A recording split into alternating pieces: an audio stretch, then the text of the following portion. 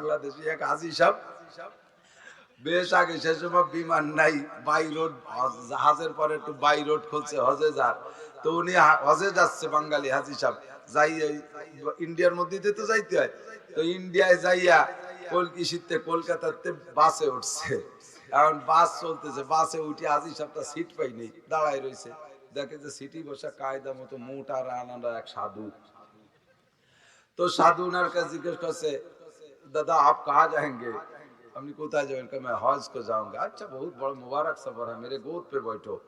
বড় দামি সফর, আপনি হজে যাচ্ছেন। যদি হিন্দু মানুষ, হজের নাম শুনলে সকলেই একটু ভালোবাসে। তা আপনি আমার কোলে বসেন, বসাইছে কোলে। হাজি হিসাবও কায়দা মতো হায়দারি ওজন লাগ 150 কেজি ওজনের এক হাজি। কারণ ঠাউর তো সাইডে শুধু বসাইছে, আমি সহ্য করতে পারতেছে না। ওইদিকে রাস্তা ভালো না, যাইতেছেন বাস যে দৌড়িকে পড়ে, আর হাজি সাহেব তো জাকি লেগে ওনার কোলের মধ্যে মোটা রান, মোটামুটি উনি আরাম পাচ্ছে। তা উনি এর সাথে সাথে শকর আদায় করে, ইল্লাল্লাহ হক মক্কায় যাই। জাকি যখন দেয় তো হাজি সাহেব কয় ইল্লাল্লাহ হক মক্কায় যাই, আর সাধু কয় হরি কৃষ্ণ কষ্ট পাই। উনি খুশিতে কয় ইল্লাল্লাহ হক মক্কায় যাই, ও কয় দাদা হরি কৃষ্ণ কষ্ট পাই। তোমার যাইতি তো সহ্য করতেছি রে, মাথা মুতো ভাঙ্গি যার কায়দা। এই এক মুসলমান যুবক আর এক হিন্দু যুবক, যুবক তো যুবকই, সর্বকালে যুবক তো ভটকায় টোয়াই। দুই যুবক এলাকার নাম হলো বাদামতলা বৈশা। আরো অনেক যুবক আছে, ফাজলিমির এর সামনে একটা বাই ছাড়ে, ওর সামনে একটা বাই ছাড়ে, ফাজলিমি করা করি। এরপরে কইছে এভাবে পোষাচ্ছে না, তোর সাথে আটে কাড়া দিয়ে একদিন পাই দিয়ে পারলাম। কত বড় বাজিল চিন্তা! শয়তান কয় তোকে খেলাফতি দিয়ে আমি আমেরিকা চলে গেলাম, তোকে সাথে আমিও পারবো না। এই কাম আমি তো কোনোদিন করি নেই। এত বড় ফাজলিমি করতে পারি নাকি? আল্লাহু আকবার। এখন দুইজনে একেবারে ওই পাশে 2-3 হাটে কাড়া দিছে, এমন নোংরা কাড়া, এ শুনলি না যায় কে? ঘোড়া দাবড় শুনতে যা যায়, তে তো পরিচিত ঘোড়া দাবড়, হারিয়ানার হয়তো কত দেখলাম হাডুডু খেলা। এ কাম তো কোনোদিন দেখি নেই। লোক হইছে ওয়াকাতরে। এখন দুইজনে রেডি হয়েছে যাতে এই কাম ভালো করে করা যায়। যার যা খাওয়া দরকার পেট আর গ্যাস সিলিন্ডারে ভুজি ফেলাই দিছে। এখন মুসলমানটা যে ওর মারে কইছে, মা ঠগা তো যাবে না, যাই হোক এক কথা কইয়ে ফেলাইছে, আকামে ফাল্লা। তুমি কয়টা ছোলা সেদ্ধ ধরো, আর কয়টা এমনি কাঁচা ভিজো, আর বাদাম দাও কয়টা। তো বাদাম রে আদা সাবান দিয়ে গিলে ফেলাইছে, ছোলারে মোটামুটি হালকা হালকা বাড়ি দিয়ে গিলে ফেলাইছে। এখন পেট তো পাশ ফাটি যাওয়ার কায়দা। দুইজনে যে বইছে, চতুর্দিক দিয়ে হাজার হাজার মানুষ, দুই চেয়ারে বসা।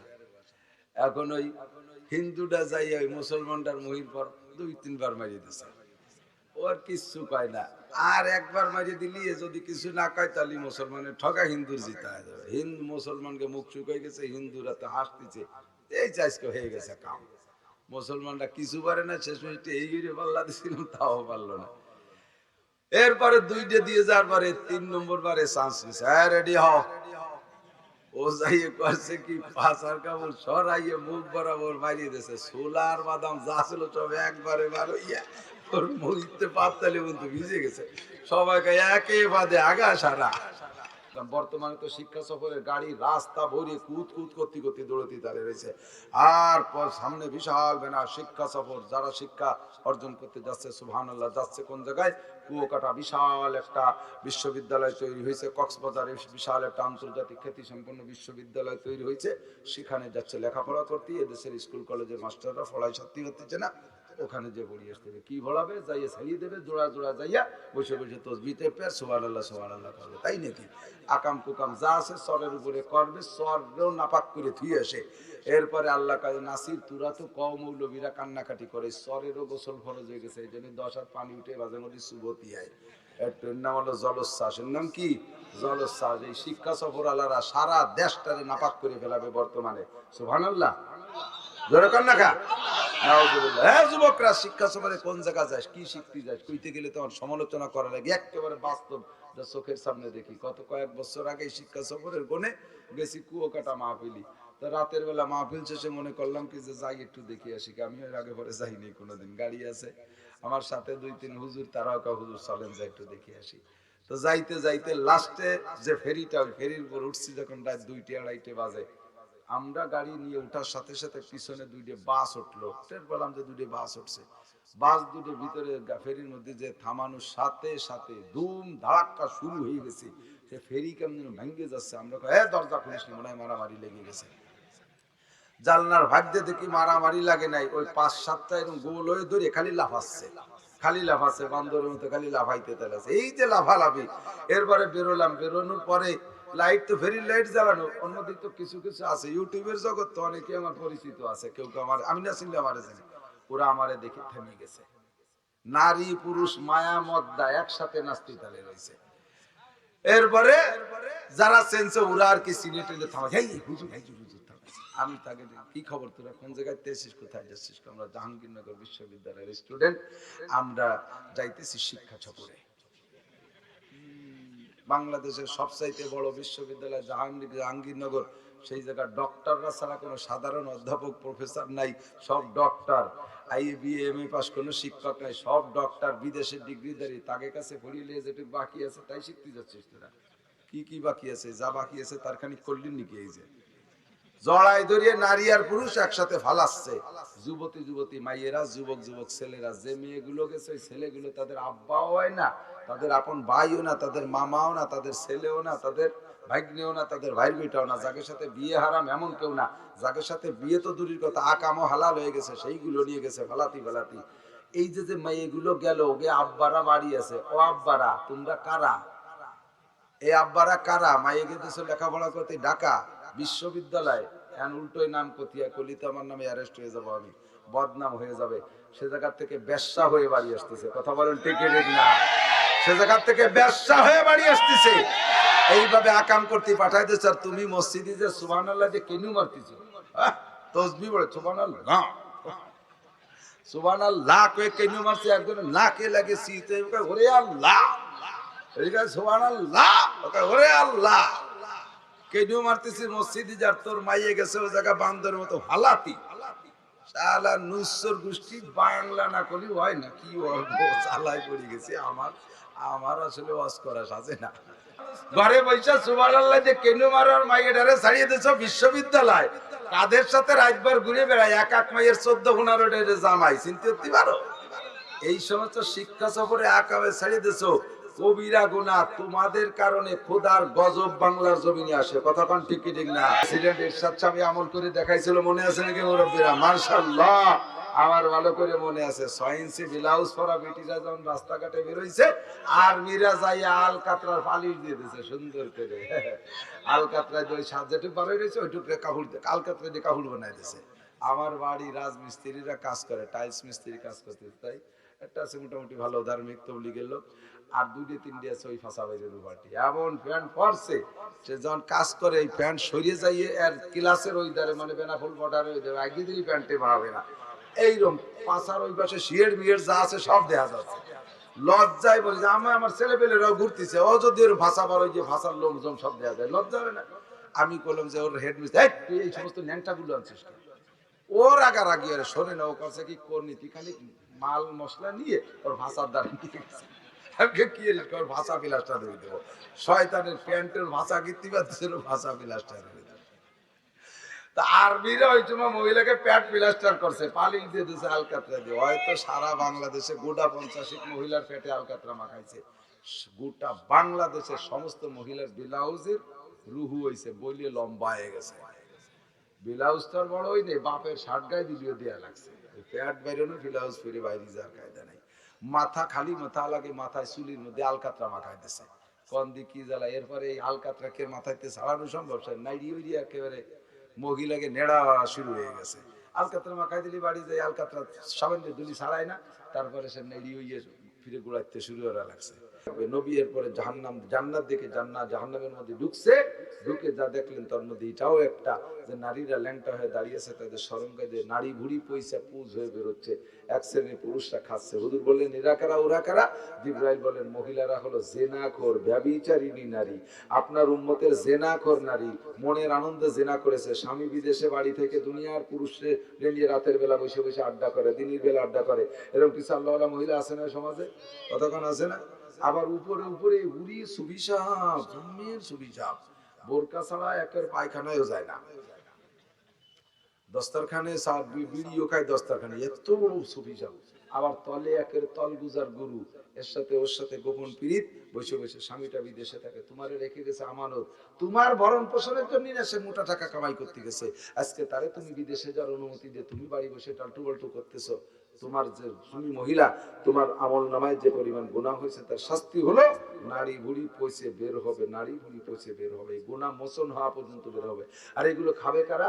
জেনাখোর পুরুষ। আর যে সকল পুরুষরা মাদক গ্রহণ করেছো, নিশা খেয়েছো, তোমাদের কোটি কোটি বছরে খানা হবে ওইটা। মহিলাদের জিব্বে হুক লাগানো, এরা কারা? স্বামীর সাথে কথায় কথায় ঝগড়া করছে, তর্ক করছে, তুই তুই কথা কইছে, স্বামীর নামে বিবাদ শিকায়ত করছে, স্বামীর নামে বাপ ভাইয়ের কাছে নালিশ করে স্বামী বিচারে মারতি মারতি দমের নাড়ি দিয়ে উল্টো পাশতে ঘরে ফেলাই দিছে। এই যে যা করছে স্বামীর বিপক্ষে, আড়ালে বসলে স্বামীর নামে বিবাদ শিকায়ত, মহিলারা কয়েকজনের বসলি করা কিন্তু শুরু আর এই জায়গাতে বিসমিল্লাহ কয়ে আবা ভাইজান কি কেমন বর্তমানে কেমন, ওর কি ইচ্ছু নাই, ওর কিচ্ছু নাই। কয় যে কি কয় সেদিন দালান দিল, কয় যে ওতে কি, ওর কিচ্ছু নাই। বোঝেন নাই কিচ্ছু নাই মানে? মহিলাকে কিচ্ছু নাই মানে কি জানেন? কিচ্ছু নাই। আস্তাগফিরুল্লাহ। উনি তো কাপড় চুপড় কেমন করে ডেলা কানা, সেদিন কাপড় এক কানে নিয়ে দিয়েছে, 16 বাজ রং বার হয়েছে, মশারির টেনা, মন মতো কিচ্ছু পেলাম না। শুরু আর এই জায়গাতে। আমরা শ্বশুর কেমন, বুড়ো শয়তান, শাশুড়ি কত শুননি, এইগুলোতে শুরু হবে না। এই বসে বসে যত পচা দরবার, এইগুলো তো দেওয়ার কেমন, ওইটা আছে বলে তো আসি বাড়ি, না তো তা যেত না। দেওয়ার আছে বলে বাড়ি আসে না তো থাস। আল্লাহ কয় এ ফেরেশতারা জিভে কুটা লাগা, সাড়ে শয়তান মহিলা, দেওয়ার আছে বলেও আছে, আর স্বামী হলো মাই দিও।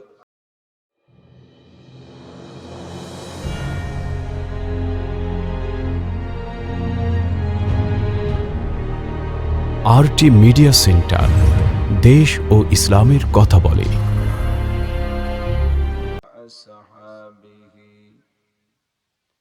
وبارك وسلم تسليما كثيرا. أما بعد فأعوذ بالله من الشيطان الرجيم. بسم الله الرحمن الرحيم.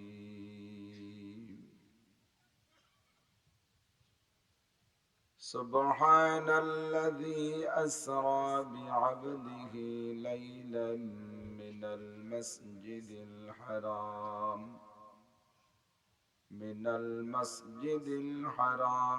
إلى المسجد الأقصى الذي باركنا حوله لنريه من آياتنا إنه هو السميع البصير. وقال تعالى: والنجم إذا هوى ما ضل صاحبكم وما غوى وما ينطق عن الهوى إن هو إلا وحي يوحى علمه شديد القوى ذو مرة فاستوى وهو بالأفق الأعلى ثم دنا فتدلى فكان قاب قوسين أو أدنى. وقال محمد رسول الله صلى الله عليه وسلم: علمني ربي فأحسن تعليمي وأدبني ربي فأحسن تأديبي أو كما قال عليه الصلاة والسلام. سبحانك لا علم لنا إلا ما علمتنا إنك أنت العليم الحكيم جزى الله عنا محمدا ما هو أهله سبحان الله وبحمده سبحان الله العظيم رب اشرح لي صدري ويسر لي أمري واحلل عقدة من لساني يفقه قولي رب زدني علما اللهم أرنا الحق حقا وارزقنا اتباعه وأرنا الباطل باطلا وارزقنا اجتنابه সকলে বলি আমিন। মাইক্রোফোনটা শক্তিশালী আনবা, এর সাথে মুখ লাগা কথা কওয়া যায় নাকি? এদিক ওদিক মুখ সরাইলে টানে না, 5টা দিলেও কাজ হবে না, একটার মতো দিতে হবে। আমাদের পুঁজি মাইক, শোনা লক্ষ্মী, একটা মাইক খারাপ হয়ে গেলে আর 10 দিনের যে বইতে। আমরা একটু মোহাব্বতের সাথে নবী পাকের শানে দুরুদ ইব্রাহিমি পড়ব, যে দুরুদ নামাজের মধ্যে পড়ে থাকি। যে পড়বে তার উপরে এই মুহূর্তে 10টা রহমত নাজিল হবে।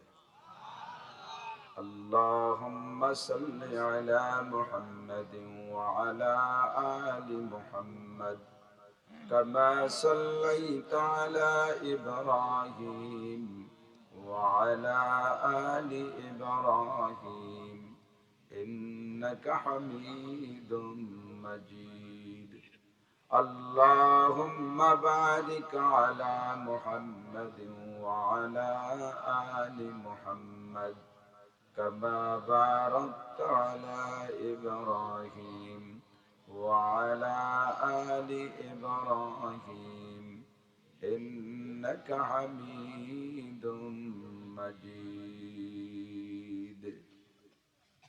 5 ওয়াক্ত নামাজ ফরজ, রোজা ফরজ, হজ ফরজ, যাকাত ফরজ, কলেমা ফরজ, কুরবানি ওয়াজিব, সদকা ফিতরা ওয়াজিব, পর্দা করা ফরজ, দাড়ি রাখা ওয়াজিব, সুন্নতি পোশাক পরা সুন্নাত, ঢিলা কুলুক সুন্নাত, মেসওয়াক সুন্নাত, দস্তরখান বিছে খানা খাওয়া সুন্নাত, পর্দা করা ফরজ, হালাল রুজি উপার্জন করা ফরজ, মদ, গাঁজা, ফেনসিডিল, হিরোইন, এবা, ট্যাবলেট, তাড়ি, বিড়ি, সিগারেট, সুদ, ঘুষ, জিনা, ব্যভিচার, এগুলো গুনাহ। এ সবাই জানি না, কেউ কইতে পারবে না যে জানি না।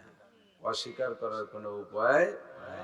কিয়ামতের ময়দানে আল্লাহ বলবেন যে এই তুই ভুল কেন করছিস? আপনি বেকার বলবেন আল্লাহ আমি জানি না, শুনি না, ছোট মানুষ তো আমি কি আর বলতাম। আল্লাহ কয় জানিস না, তার মানে এইগুলো গুনাহ, এইগুলো নেকি তুই জানিস না? কত ও তো জানি, তো ওই তো করলি হবে, আর কিছু লাগবে না তো, ঠিক না? সব জাননেওয়ালার উপরে একজন জাননেওয়ালা আছে, তিনি হলেন আহকামুল হাকিমিন, আল্লাহ রাব্বুল আলামিন। আল্লাহর পরে দুনিয়ায় যারা জাননেওয়ালা, তার মধ্যে বড় বড় জাননেওয়ালা 3 জগতে 3 জন, আর সব জগৎ মিলিয়ে একজন আল্লাহর পরে। 3 জগতে 3 জন, জিন জগতে ইবলিস শয়তান, ও সবচেয়ে বড় আলেম। ফেরেশতা জগতে জিবরিল আলাইহিস সালাম সবচেয়ে বড় আলেম। মানব কুলে আমাদের নবী সবচেয়ে বড় আলেম। এবার এই সব কুল মিলেও আমাদের নবী সবচেয়ে, হুজুর বলেন উতিতু ইলমাল আউয়ালিন ওয়াল আখিরিন, আল্লাহ পাক আমাকে আগেও পিছের সমস্ত ইলম দান করেছে। আমার আগে যত চলে গেছে সব আমি জানি, আর আমার পরে কিয়ামত পর্যন্ত যত আসবে সব আমি জানি। কোন সুবহানাল্লাহ। আমাদের সামনে প্রেজেন্ট যেটা আছে এটা জানি, এ কথা বলা যায়, তবে ভবিষ্যতে কি হবে এটা কি আমরা কইতে পারবো? এটা জানে একমাত্র আল্লাহ। হুজুর বললেন যে আমি ভবিষ্যতের খবরও জানি। কিভাবে জানি? আল্লাহ আমারে জানাইছে তাই জানি। আমার নবী নিজে নিজে জানে না, নিজে নিজে জাননেওয়ালা ভবিষ্যৎ সম্পর্কে একমাত্র আল্লাহ। আমার নবীও গায়েব জানে না। নবীও কি জানে না? গায়েব জানে না। নবীকে আল্লাহ পাক বলতেছেন, কুল লাউ কুনতু আ'লামুল গায়বা লাস্তাকসারতু মিনাল খায়র। নবী তুমি উম্মতকে বলে দাও, উম্মত কিন্তু আবার ভুল বুঝে বসে, বেশি ভক্ত হইতে হইতে হইতে হইতে অতিরঞ্জিত করে বসে, একেবারে মহব্বত করতে করতে যাইয়া পীর সাহেবরে নবী বানাই ফেলে, নবীরে আল্লাহ বানাই ফেলে। এরকম আছে না নাই? এটা চরম মূর্খতার পরিচয়। যে যেখানে তারে সেখানে রেখে ভালোবাসতে হবে, তার চাইতে বেশি উপরে উঠানো যাবে না। একজনের বড় ভাই একেবারে বড় মোষ, এই যে হিন্দুকে ভিতরে এত বড় দাড়ি, কায়দা মতো মোষ। ছেলে ছেলে আর বাপের তো অনেক সময় চেহারায় খুব মিল হয়, তো বাপেরও যেমন মোষ দাড়ি মুসাই, ওর বড় ভাইয়েরও এরকম মোষ দাড়ি। তা ওই হিন্দুরা দাদিরে কি কয়? ঠাকুরমা কয় না, আর আঞ্চলিক ভাষা কয় ঠাইম্বো। ছোট জন যাইয়া ওর ঠাকুরমা দাদিরে কইছে ঠাইম্বো ঠাইম্বো, বদ্দারে দি বার মতো দেখা যাচ্ছে। আর বদ্দারে বার মতো দেখা যাচ্ছে তাই বলে বদ্দারে বা কবা নাকি? বদ্দা বদ্দাই, আল্লাহ আল্লাহ, নবী নবী, পীর পীর। কথা কোন ঠিক না? একজনরে আর একজনের জায়গায় নিয়ে দাঁড় করতে যাই না, বদ্দারে বার মতো দেখা গেলে বা কোয়া যাবে না। আল্লাহ আমার নবীকে নবীর জায়গায় রাখতে হবে। নবী গায়েব জানে, একটু স্বীকার করতে হবে, নবী গায়েব জানে। যদি বলি যে নবীও গায়েব জানে, তাহলে আপনি মুশরিক। নামাজ, রোজা, হজ, যাকাত, তাবলীগ, সরমনাই, তিলাওয়াত, জিকির, ফিকির, মসজিদ, মাদ্রাসা যা জীবনে করছেন, শুধুমাত্র এতটুকু বলার সাথে সাথে নবীও গায়েব জানে বলার সাথে সাথে সব আপনার মাটি হয়ে যাবে, কিচ্ছু থাকবে না। তাদখুলুল জাহিম বিগাইরি হিসাব, বিনা হিসাবে জাহান্নামে চলে যাবেন, কেউ আপনার পথে ঠেকাবে না। আল্লাহ তাহলে নবী কি বললেন? আল্লাহ আমাকে ইলম দিয়েছেন যতটুকু আমি ততটুকু জানি। আমাকে যতটুকু ইলম দিয়েছে ততটুকু জানি। তা জানি কতটুক? জান্নাতে যাওয়া পর্যন্ত মানুষের কোথায় কি হবে এটা আল্লাহ আমাকে জানাই দিয়েছে, আর বিগত যা আছে সব আমি জানি। আর 104 খানা আসমানি কিতাবের মাধ্যমে দুনিয়া ইলম আসছে। 104 খানা আসমানি, যত লেখাপড়া কিছু করেন না কেন, বলেন না কেন, সবকিছুর মূলে কিন্তু আসমানি কিতাব, ঠিক কি না?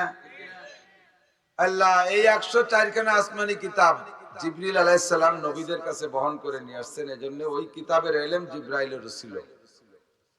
2 নম্বরে ইবলিস তার সামনে আদম আলাইহিস সালাম থেকে নিয়ে সমস্ত নবী রাসূল অতিবাহিত হয়েছে, তার সামনে দিয়ে 104 খানা আসমানি কিতাব গড়াই গেছে। এজন্য এই কিতাবের ইলম ইবলিসেরও ছিল। এই 104 খানা আসমানি কিতাবের মাধ্যমে যেহেতু দুনিয়ায় ইলম আসছে, এই জন্য এই 104 খানা আসমানি কিতাবের ইলম যার যার আছে সেই সবচেয়ে বড় আলেম। তো আমার নবীরও আছে, নবী বড় আলেম। ইবলিসের ছিল, তারও, সেও বড় আলেম।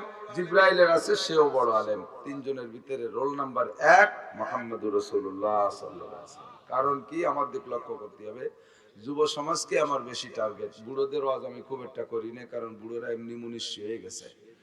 বুড়োকে সময় শেষ, হাঁটুতি বল নাই, কোমরে জোর নাই, চোখে দিনের বেলা, আগে দিনের বেলা আকাশে তারা দেখতেন, রাত্রিও পায়খানার দরজা খুঁজে পায় না চশমা ছাড়া, এমনি সাইজ হয়ে গেছে। এই জন্য বুড়োকে ওয়াজ লাগবে না, ভালো হয়ে গেছে। কবরের পা একখান চলে গেছে, চাকা একটা পাংচার হয়ে গেছে, কাস্তি কাস্তি বল পায় না, এমনি ছাড়ান দিছে। যুবকরা যাদের কোমরে জোর আছে, গাছ রাস্তায় গাছ কেটে গাড়ি ডাকাতি করো, মদ খাও, গাঁজা খাও, পরে মেরে বেরোয় নিয়ে যাও, অপহরণ, ধর্ষণ, ইফটিজিং, জিনা, ব্যভিচার, মদ গাঁজা করো, আশের ক্ষোভ ধরে চুরিয়ে নিয়ে খাই, আশ খাইয়ে পরে ক্ষোভে আগুন ধরাই দাও, এই ভালো ভালো কাম যারা করো, তোমরা সাইজ হলি বড় সমাজ সাইজ, ঠিক কি ঠিক না? এই জন্য তোমাদের টার্গেটে বলি, মনে রাখবা, একটা যুব সমাজের উদ্যোগে মাহফিল করার পরে যুবকরা পরের দিনে চিন্তা করে যে যা কামাই গত রাত্রি করছি, এই তো 1 বছর খেয়ে সারতে পারবো না, সুতরাং নামাজ কাইলেও ভরি নেই, আজও পড়বো না।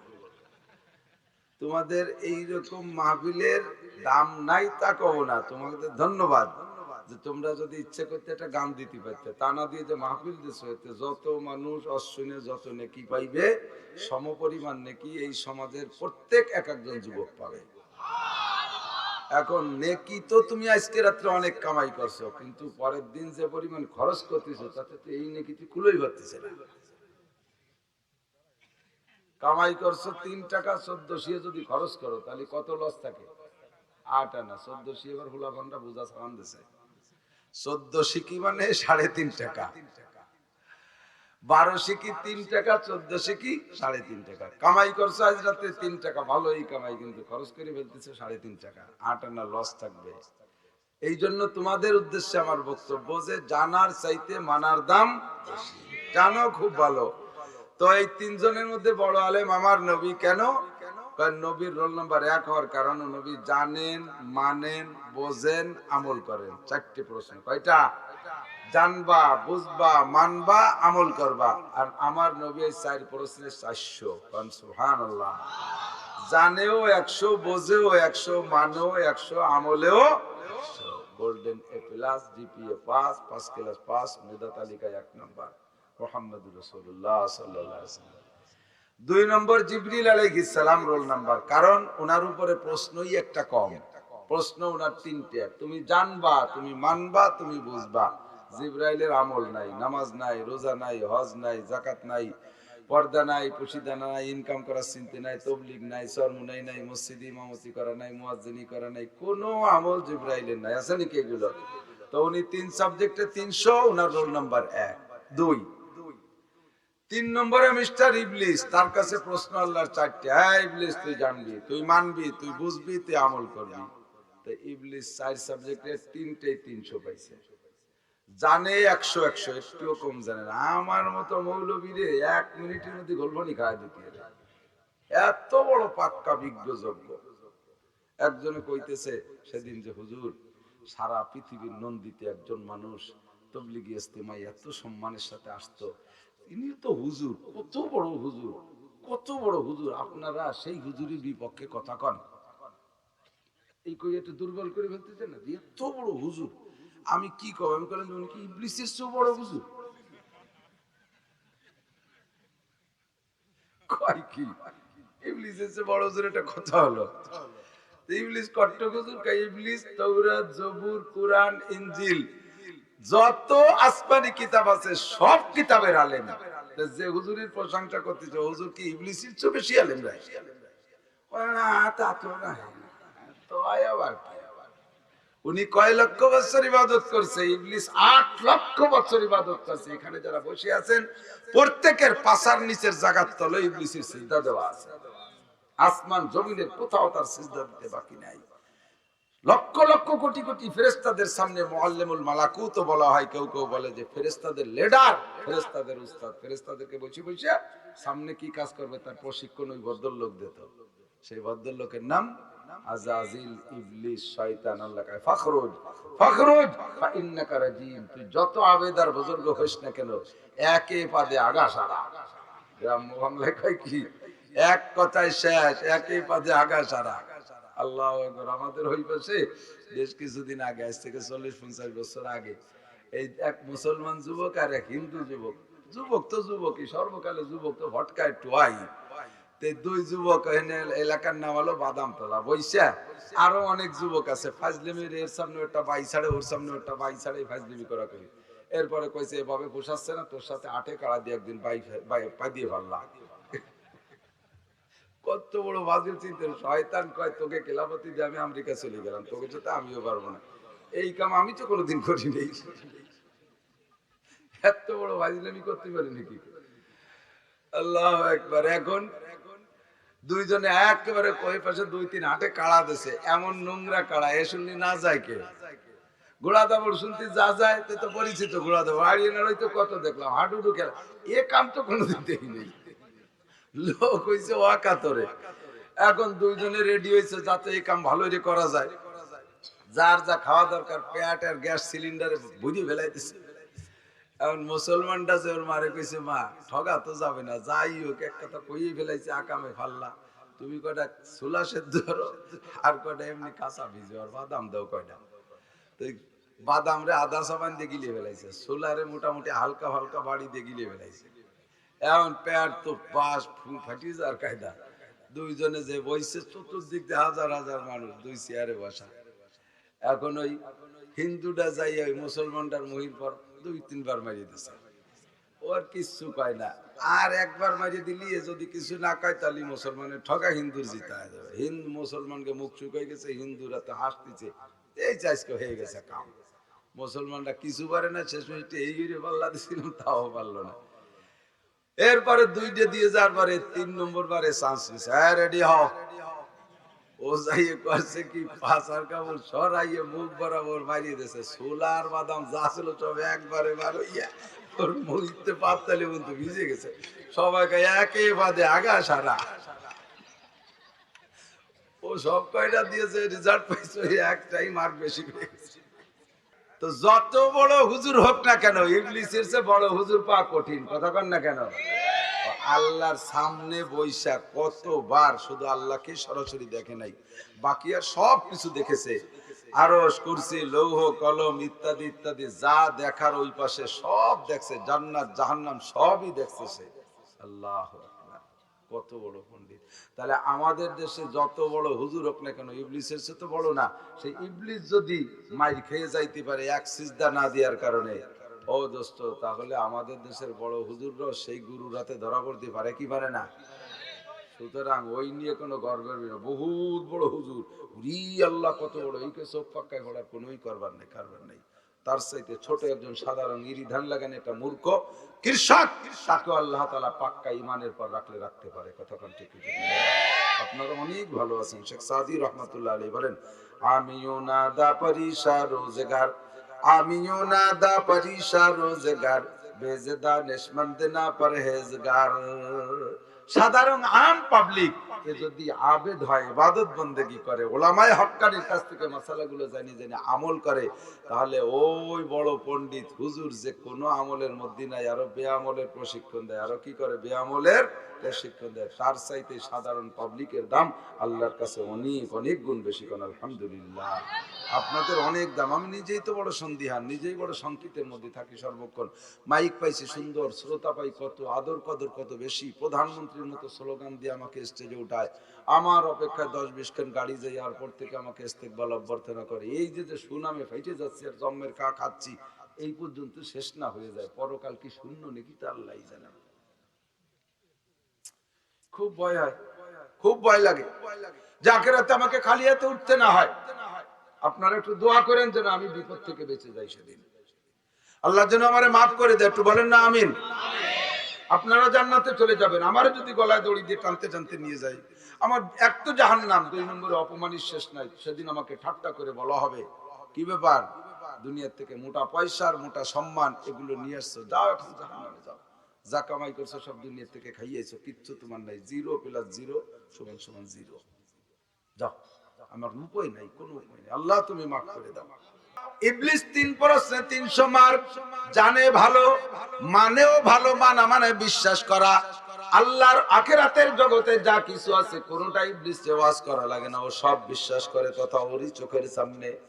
জানেও ভালো, মানেও ভালো, বোঝেও ভালো, বোঝাতেও কোনো ত্রুটি নাই। সারা দুনিয়ার যত রাজা বাচ্চা আছে, নোংরা পার্টি যারা আছে, ওই ডোনাল্ড ট্রাম্প থেকে নিয়ে এবার জাপানের প্রেসিডেন্ট পর্যন্ত যত কাফের মুশরিক বেঈমান আছে আর যত উল্টো পার্টি আছে, সমস্ত উল্টো পার্টি বামপন্থীদের লিডার হলো মিস্টার ইবলিস। এদের কুকর্ম শিক্ষা দেয় সে, এদের যত প্রকার ফালতু শিক্ষা প্রশিক্ষণ সেই দেয়। এই জন্য সকলের চাইতে বুঝমান সে, কিন্তু দোস্ত দুর্বলতার একটা জায়গায় 4র্থ নম্বর সাবজেক্টে সে 1 মার্কও পায় নাই। জানাতে 100, মানাতে 100, বোঝাতে 100, কিন্তু আমলের সাবজেক্টে 0। এরে পাস কয় না ফেল বলে, কথা বলেন। একটা ছেলে 10 সাবজেক্ট লেখাপড়া করেছে, 10-এ আজকে মনে হয় পরীক্ষা শেষ হয়েছে, ম্যাট্রিক না, 10 সাবজেক্ট পরীক্ষা। ছেলেটা একেবারে পুরো কাশিয়ারি থানার ভিতরে প্রসিদ্ধ যে এই ছেলেটা এবার থানায় 1 নম্বর হবে, অথবা গোপালগঞ্জে 1 নম্বর হবে, অথবা গোটা বাংলাদেশের মেধা তালিকায় 1 নম্বর হবে। কারণ সেমিফাইনাল টেস্ট পরীক্ষায় ও 10 সাবজেক্টে 100 মার্ক, 1000 মার্ক পাইছে। একটা মার্ক ও সাররা কোনো জায়গা কাটতে পারে নাই। তাহলে 1000 মার্ক পাইলে ওর চাইতে ভালো রেজাল্ট আর বাংলাদেশে হইতে পারে না। কথা বলেন ঠিক কি ঠিক না? সত্যই ছেলেটা 9টা সাবজেক্ট পরীক্ষা দিয়েছে, এমন যে 9 সাবজেক্টে 900 মার্ক পাইছে, কিন্তু লাস্টের পরীক্ষার দিন ছেলেটার কলেরা ডায়রি হয়েছে, পরীক্ষা দিতে পারে নাই, ওতে 1ও পাই নাই। ছেলেটা পাস না ফেল? কিন্তু মেধাবী তার প্রমাণ হলো 9 সাবজেক্টে 900 মার্ক পাইছে, প্রমাণ করে যে মেধাবী। যা গোটা বাংলাদেশে কেউ 10 সাবজেক্ট পরীক্ষা দিয়েও 900 পাই নাই, ওই 909টায় 900 পাইছে, কিন্তু এক সাবজেক্টে গোল্ডেনে, এক সাবজেক্টে জিরো, এক সাবজেক্টে জিরো। ওরে ফেল বলা হবে, ওরে পাস বলা হবে না। ইবলিস 3 সাবজেক্টে 300, কিন্তু আমলের সাবজেক্টে জিরো। ও পাস না ফেল? ও অবশ্যই ফেল, ঠিক না? ওর আমলের সাবজেক্টে কলেরা হইছে। আল্লাহ রাসূল বলেন, মান তাশাব্বাহা বিকওমিন ফাহুয়া মিনহুম, যার সাথে যার মিল হবে তার সাথে তার হাসর হবে। ও বন্ধু, তুমি যদি আমার সাথে জান্নাতে যাইতে চাও, আমার নবী বলেন, হে যুবক, আবাল বৃদ্ধ বনিতা নারী আর পুরুষ, যুবক যুবতী, আমার নবীর সঙ্গে জান্নাতে যাইতে চাও কি চাও না? আমার নবী বলেন, আমার সাথে যদি জান্নাতে যাইতে চাও তাহলে আমার সাথে মিল করার চেষ্টা করো। আমি জানি, তুমিও জানার চেষ্টা করো। আমি মানি, তুমিও মানার চেষ্টা করো। আমি বুঝি, তুমিও বোঝার চেষ্টা করো। আমি আমল করি, তুমি আমল করার চেষ্টা করো। 4টে সাবজেক্টে আমার সাথে মিল করো, তাহলে আমার সাথে জান্নাতুল ফেরদাউসে যাবা। তোমার মিল যদি হয় ইবলিসের সাথে, ইবলিস যেখানে যাবে তুমিও সেখানে যাবা। ইবলিসের গুণ হলো 3 সাবজেক্টে 300 মার্ক, আমলের সাবজেক্টে জিরো। জিজ্ঞেস করলে বন্ধু, 3 সাবজেক্টে আমার আপনারও মিল দেখা যাবে। জানিও ভালো, বুঝিও কম না, মানিও কম না। মানি নামাজ আল্লাহর হুকুম, মানি কি মানি না? কথা বলেন, মানি না? রোজা আল্লাহর হুকুম, হজ আল্লাহর হুকুম, যাকাত আল্লাহর হুকুম, পর্দা আল্লাহর হুকুম, শরীয়তের পোশাক আল্লাহর হুকুম, শরীয়তের বিধিবিধান বড় বড় যেগুলো আছে, একান্ত প্যাসপ্যাসি যেগুলো আছে, সেগুলো মুফতি সাহেবদের কাছ থেকে জানতে হয়। তাই ছাড়া বাকি আমাদের স্বাভাবিকভাবে চলতে যা লাগে এগুলো সবাই জানি। তাহলে জানিও ভালো, বুঝিও ভালো, মানিও ভালো, কিন্তু আমলের সাবজেক্টে জিরো। আমার দেখি বাহ্যিক মিল হয়ে যাচ্ছে ইবলিসের সাথে, শয়তানের সাথে আমার মিল হয়ে যাইতেছে। এই জন্য সেখান থেকে উঠে আইসা 4র্থ সাবজেক্টটা নবী পাকের সাথে মিল করতে পারা যাবে কি যাবে না? জানতে চাইলাম, ওগো নবী, ইবলিস তো আল্লাহর সামনে বইসা আসমানি কিতাব দেখছে, তাই শিখছে। জিবরাইলকে আল্লাহ পাক সবগুলো পড়াই দিয়েছে, তাই জানে। আপনি তো দুনিয়ায় আমাদের মতো মানুষ, আপনি তো কোনো মসজিদে মক্তবে পড়েন নাই, কোনো KG, kindergarten, primary school, college, high school, university, বিশ্ববিদ্যালয় কোনো জায়গায় আপনি পড়েন নাই। দুনিয়ার কোনো মানুষের কাছে আপনি পড়েন নাই। আপনি এত বড় আলেম হলেন কিভাবে? এত কিছু আপনি কিভাবে জানলেন? আমার নবী বলেন, আল্লামানি রাব্বি, আমারে পড়াইছে স্বয়ং আমার আল্লাহ। ফাআসানা তালিবি, এই জন্য আমার শিক্ষা সকলের শিক্ষার চাইতে দামি। নবী গো, আল্লাহ আপনারে কিভাবে কখন পড়াইলো? নবীকে 1 নম্বরে আল্লাহ পাক আমারে স্বপ্ন যোগে পড়াইছে। নবীদের স্বপ্ন ওহী, বিন্দু মাত্র সন্দেহ নাই। কথা বলেন ঠিক কি না? আল্লাহু আকবার। নবী বলেন, আমারে স্বপ্নের মাধ্যমে আল্লাহ পড়াইছে 1 নম্বর। 2 নম্বরে ইলহাম, সরাসরি আল্লাহ পাক আমার সিনার মধ্যে, আমার মাথার মধ্যে ইলম ঢুকাই দিয়েছে। যে জায়গা জিবরাইলকে ব্যবহার করে নাই, স্বপ্ন ব্যবহার করে নাই, সরাসরি সিনার মধ্যে আল্লাহ ইলম ঢুকাই দিয়েছেন। 3 নম্বরে আমাকে কাশফের মাধ্যমে আল্লাহ ইলম শিক্ষা দিয়েছেন। যেটা আমি জানতে চাইছি ওইটা আল্লাহ আমার সামনে ওপেন করে দিয়েছে। আমি বললাম, রব্বুল আলামিন আরিনিল জান্নাহ, আল্লাহ আমারে জান্নাত দেখাও। আল্লাহ পাক আমার সামনে জান্নাত হাজির কইরা দিয়েছে। কোন আল্লাহু আকবার। আসরের নামাজের পরে বৈশা আমার নবী জান্নাত জাহান্নামের বয়ান করতেছেন। হুজুর বলতেছেন, জান্নাতের গাছের গোড়া উপর দিক, মাথা নিচের দিক, ফলে ফুলে ভরা। কন্যা সুবহানাল্লাহ। এক এক গাছে 100 প্রকারের ফল, ফলগুলো গায়ে খোসা নাই, প্রত্যেকটা ফল সুলা ফল। খোসা থাকলে সুলে খাইতে সময় লাগতে পারে, এই জন্য খাই, ফলের গায়ে খোসা নাই। এ কথা যখন বলেন, নবী এমন করে সামনের দিকে হাত বাড়ায়, কি যেন ধরে। বুখারী মুসলিমের হাদিস, নবী কি যেন ধরে, এমন করে হাত বাড়ায়, আবার খালি হাতে ফিরে আসে। সাহাবায়ে কেরাম বলেন, ওগো নবী, জান্নাতের গাছের বর্ণনা যখন দেন তখন বারবার হাত বাড়াইলেন, কি যেন ধরেন ধরেন মনে হয়, আবার খালি হাত। হুজুর বলেন, আমি যখন জান্নাতের ফলদার গাছের বর্ণনা দিচ্ছিলাম, আল্লাহ পাক আমার সামনে জান্নাত ফলদার গাছ সহ হাজির কইরা দিয়েছিল। মনে চাইলে একটা ফল তুলে রাখি, তোমাদের ভাগ করে খাওয়াবো। যখনই হাত বাড়াই ফলের কাছে হাত চইলা যায়, জিব্রাইল গাছটারে টান দিয়ে সরাই নিয়ে যায়। কানে কানে আমারে কয়, ওগো নবী, দুনিয়ায় বৈশা উম্মতরে ফল তুলে খাওয়ানো যাবে না, বর্ণনা শোনায় দেন, বিশ্বাস করুক, এই পরিমাণ তো তারা পাবেই পাবে। আরো তাদেরকে শোনায় দেন, ওয়ালাকুম ফিহা মা তাশতাহি আনফুসুকুম ওয়ালাকুম ফিহা মা তাদউন নুজুলাম মিন গফুরির রহিম। যা শুনলে এগুলো বলবা, আরো মনে যা কল্পনা করবা সব তোমাদেরকে দেয়া হবে। নুজুলাম মিন গফুরির রহিম, গফুর রহিম আল্লাহ পাক নিজ হাতে তোমাদেরকে মেহমানদারি করে খাওয়াবে। পরিবেশন করবে কে? ওদিন ফেরেশতাদের ব্যবহার করবে না, ওদিন হুরদের ব্যবহার করবে না।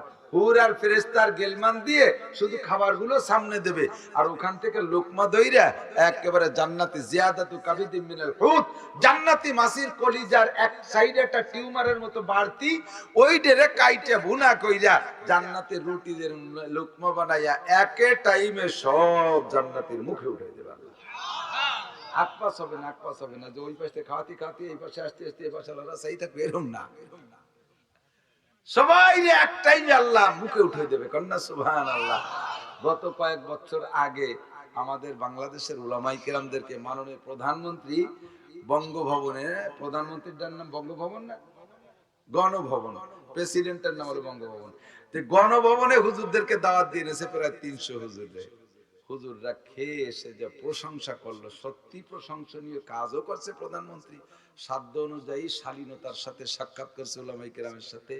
সাধ্য অনুযায়ী একজন প্রধানমন্ত্রী, সেই বাংলাদেশে তো কত রঙের বিটি প্রধানমন্ত্রী আমরা দেখছি, যাকে 7 পাত্তা কাপড় পরারও আড়ের মগজ দেয়া যায়, এরকম তো গেছে। তো উনি মোটামুটি শালীনতার সাথে হুজুরদের সাথে, এরপরে প্রত্যেক টেবিলে ঘুরে ঘুরে হুজুরকে খবর নেছে, এখানে এইটা দেন, এখানে এইটা দেন, হুজুরকে আরেকটু দেন, হুজুরকে আরেকটু দেন, হুজুর আর কি লাগবে, এমন করে করে জিজ্ঞাসা করেছে। তো প্রধানমন্ত্রী একজন সাধারণ মানুষ, আলেম উলামাকে সামনে দিয়ে ঘুরে ঘুরে একটু খাওয়াইছে, তাই খুশিতে হুজুররা দাস্ত বমিয়ে যার কায়দা। আর সেখানে আল্লাহ নিজেই খাওয়াবে, কন্ত ভাই কিরম লাগবে, এ কেমন লাগবে কোন দিদি, মনে করছি আঞ্চলি যেতাম, আমার তো সেরকম মনে আছে। আর নবী পাক পাশে হাউজে কাউসার, আল্লাহ দেবে খানা, নবী দেবে পানি, কন্যা সুবহানাল্লাহ।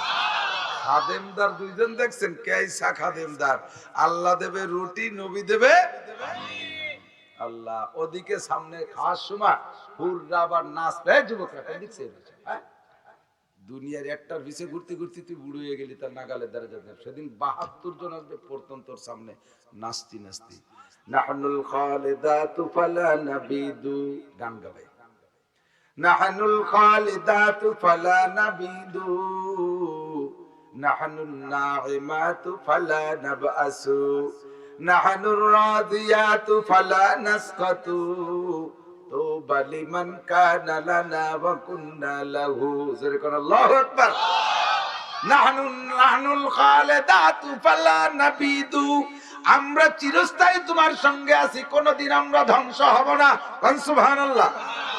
তোমাদের দুনিয়ার বউ নিয়ে তোমরা সংশয় বোধ করতে, প্রথম বিয়ে করছো সুন্দরী বউ, কিন্তু টেনশনে রয়েছে যে প্রথমবার গর্ভধারণ করলে বাচ্চা ডেলিভারি হওয়ার সময় তো কত মহিলা মারা যায়, আমার এত দেশ বাঁচা সুন্দরী বউ ডেলিভারির সময় মারা না যায়, আমার বউ রোগে শোকে মারা না যায়, এমন টেনশন করেছো দুনিয়ায়। ও জান্নাতি পুরুষ, আমরা তোমার এমন স্ত্রী জীবনে কোনোদিন আমরা মরব না।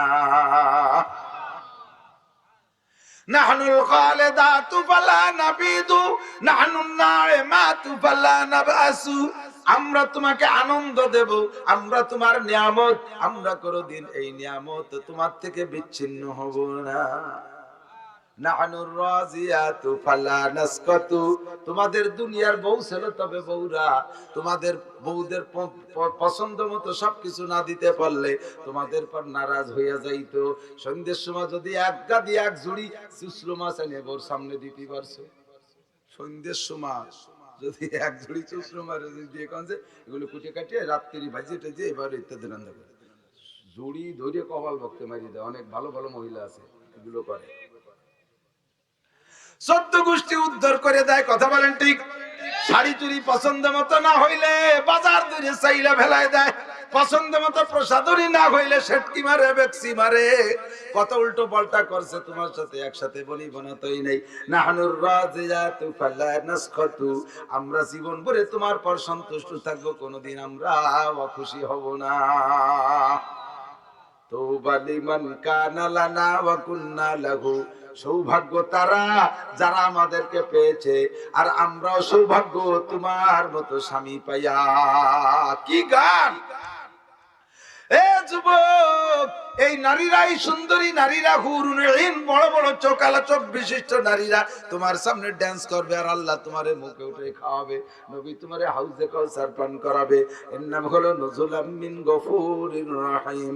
জান্নাতের বয়ান যখন দিচ্ছেন, নবী হাত বাড়াইতেছেন, নবী জান্নাত দেখতে চাইছেন, আল্লাহ খোলামেলা দেখাই দিয়েছে। রব্বি আরিনিন নার, আল্লাহ একটু জাহান্নাম দেখে বয়ান করব উম্মতের কাছে, কিভাবে জাহান্নাম বলো। আল্লাহ পাক রব্বুল আলামিন কাশাফাল্লাহু বাইনা ইয়াদাইহি জান্নার, আল্লাহর রাসূলকে আল্লাহ পাক জান্নাত জাহান্নাম দেখানোর জন্য উভয়টা সামনে খুলে দিয়েছে। নবী দেখছেন জাহান্নামের মধ্যে কি দেখে আছে, কথা বলেন ঠিক কি ঠিক না? এর নাম হলো কাশফ, এর নাম কাশফ। নবীকে আল্লাহ পাক খুলে খুলে দেখাই দিয়েছেন। 3 নম্বর 4 নম্বর হলো জিবরাইল আলাইহিস সালামের মারফত, ওহীর মাধ্যমে আল্লাহ পাক নবীকে শিক্ষা দিয়েছেন। তবে জিবরাইল আমার নবীর উস্তাদ না, জিবরাইল আমার নবীর উস্তাদ না, জিবরাইল জাস্ট পিয়ন। বইখান জিবরাইলের হাতে দেশে নবীর কাছে পৌঁছাই দেশে, জিবরাইল আমার নবীর উস্তাদ না। আমার নবীর সামনে এক আল্লাহ ছাড়া জগতে কেউ কে আল্লাহ উস্তাদ হিসেবে রাখে নাই। কারণ ছাত্র আর উস্তাদের ভিতরে একটা সম্মান প্রদর্শনের একটা নিয়ম কানুন আছে। আমার নবীর চাইতে সম্মানী আদম আলাইহিস সালামও না, জোরে কোন ঠিক কি ঠিক না? নবী বলেন আনা নবিয়্যুন ওয়া আদামু বাইনাল মা'i ওয়াত তিন।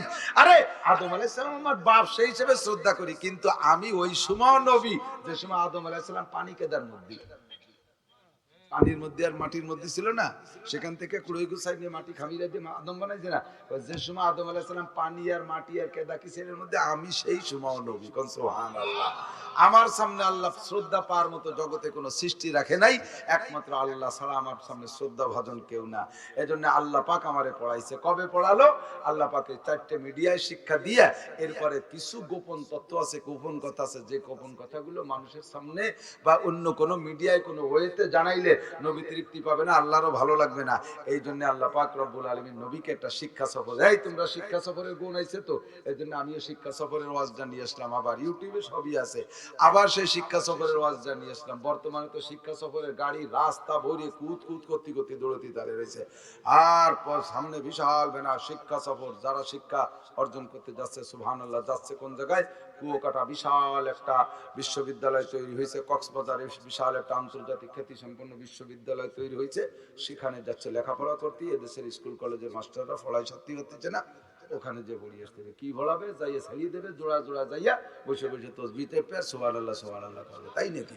আকাম কুকাম যা আছে সরের উপরে করবে, সরেও নাপাক করে ধুয়ে আসে।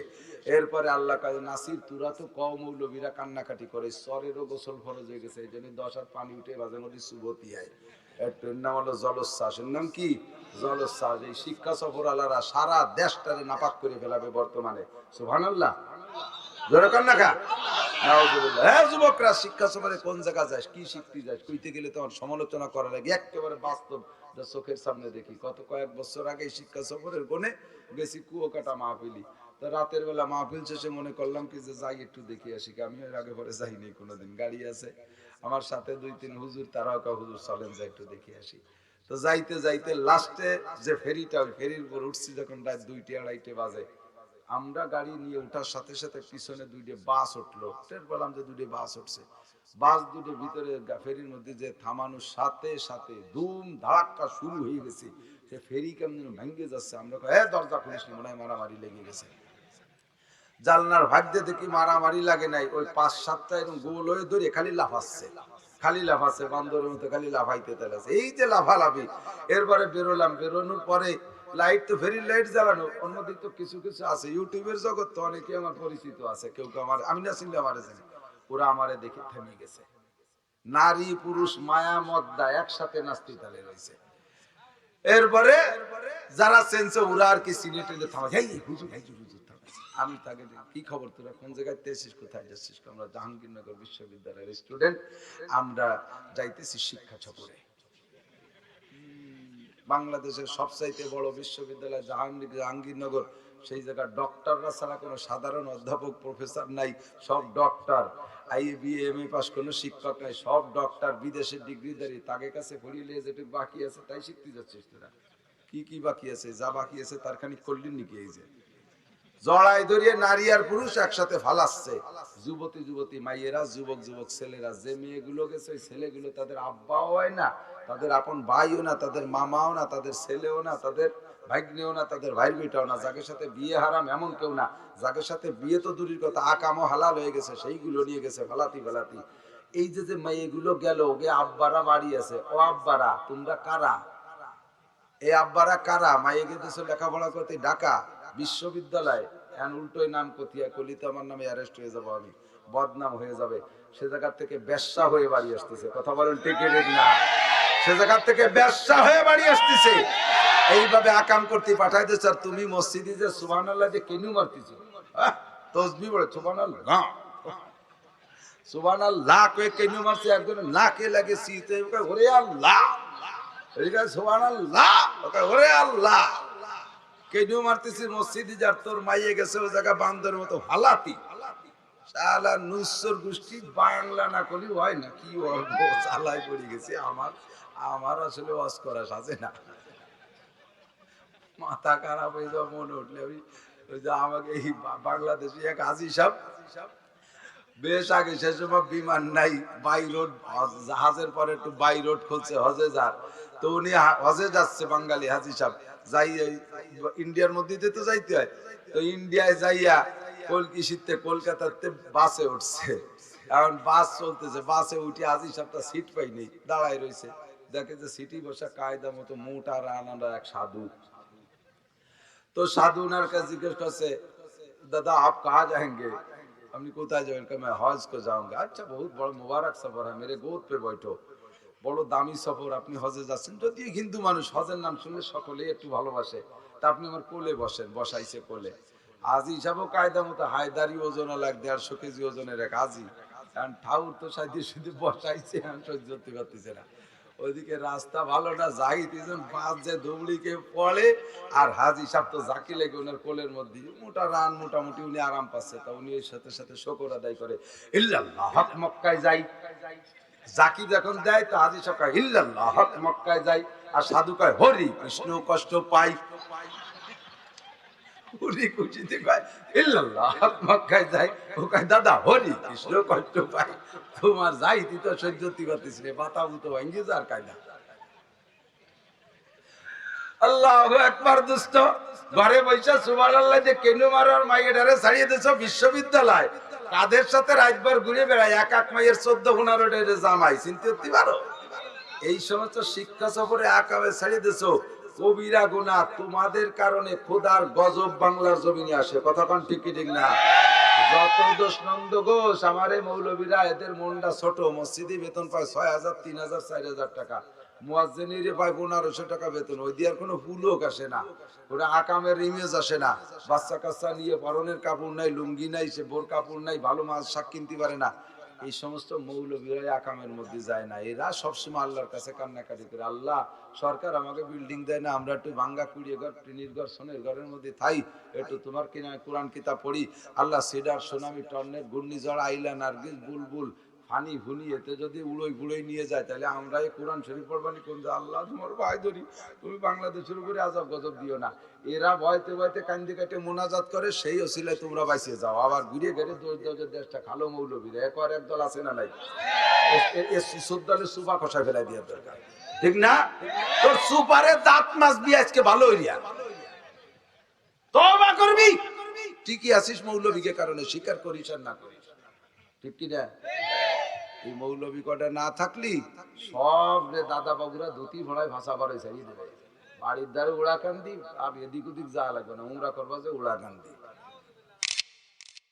আল্লাহু আকবার। এই আলেম ওলামাদের ওসিলায় আল্লাহ দুনিয়াকে টিকিয়ে রাখছে, ঠিক কি না?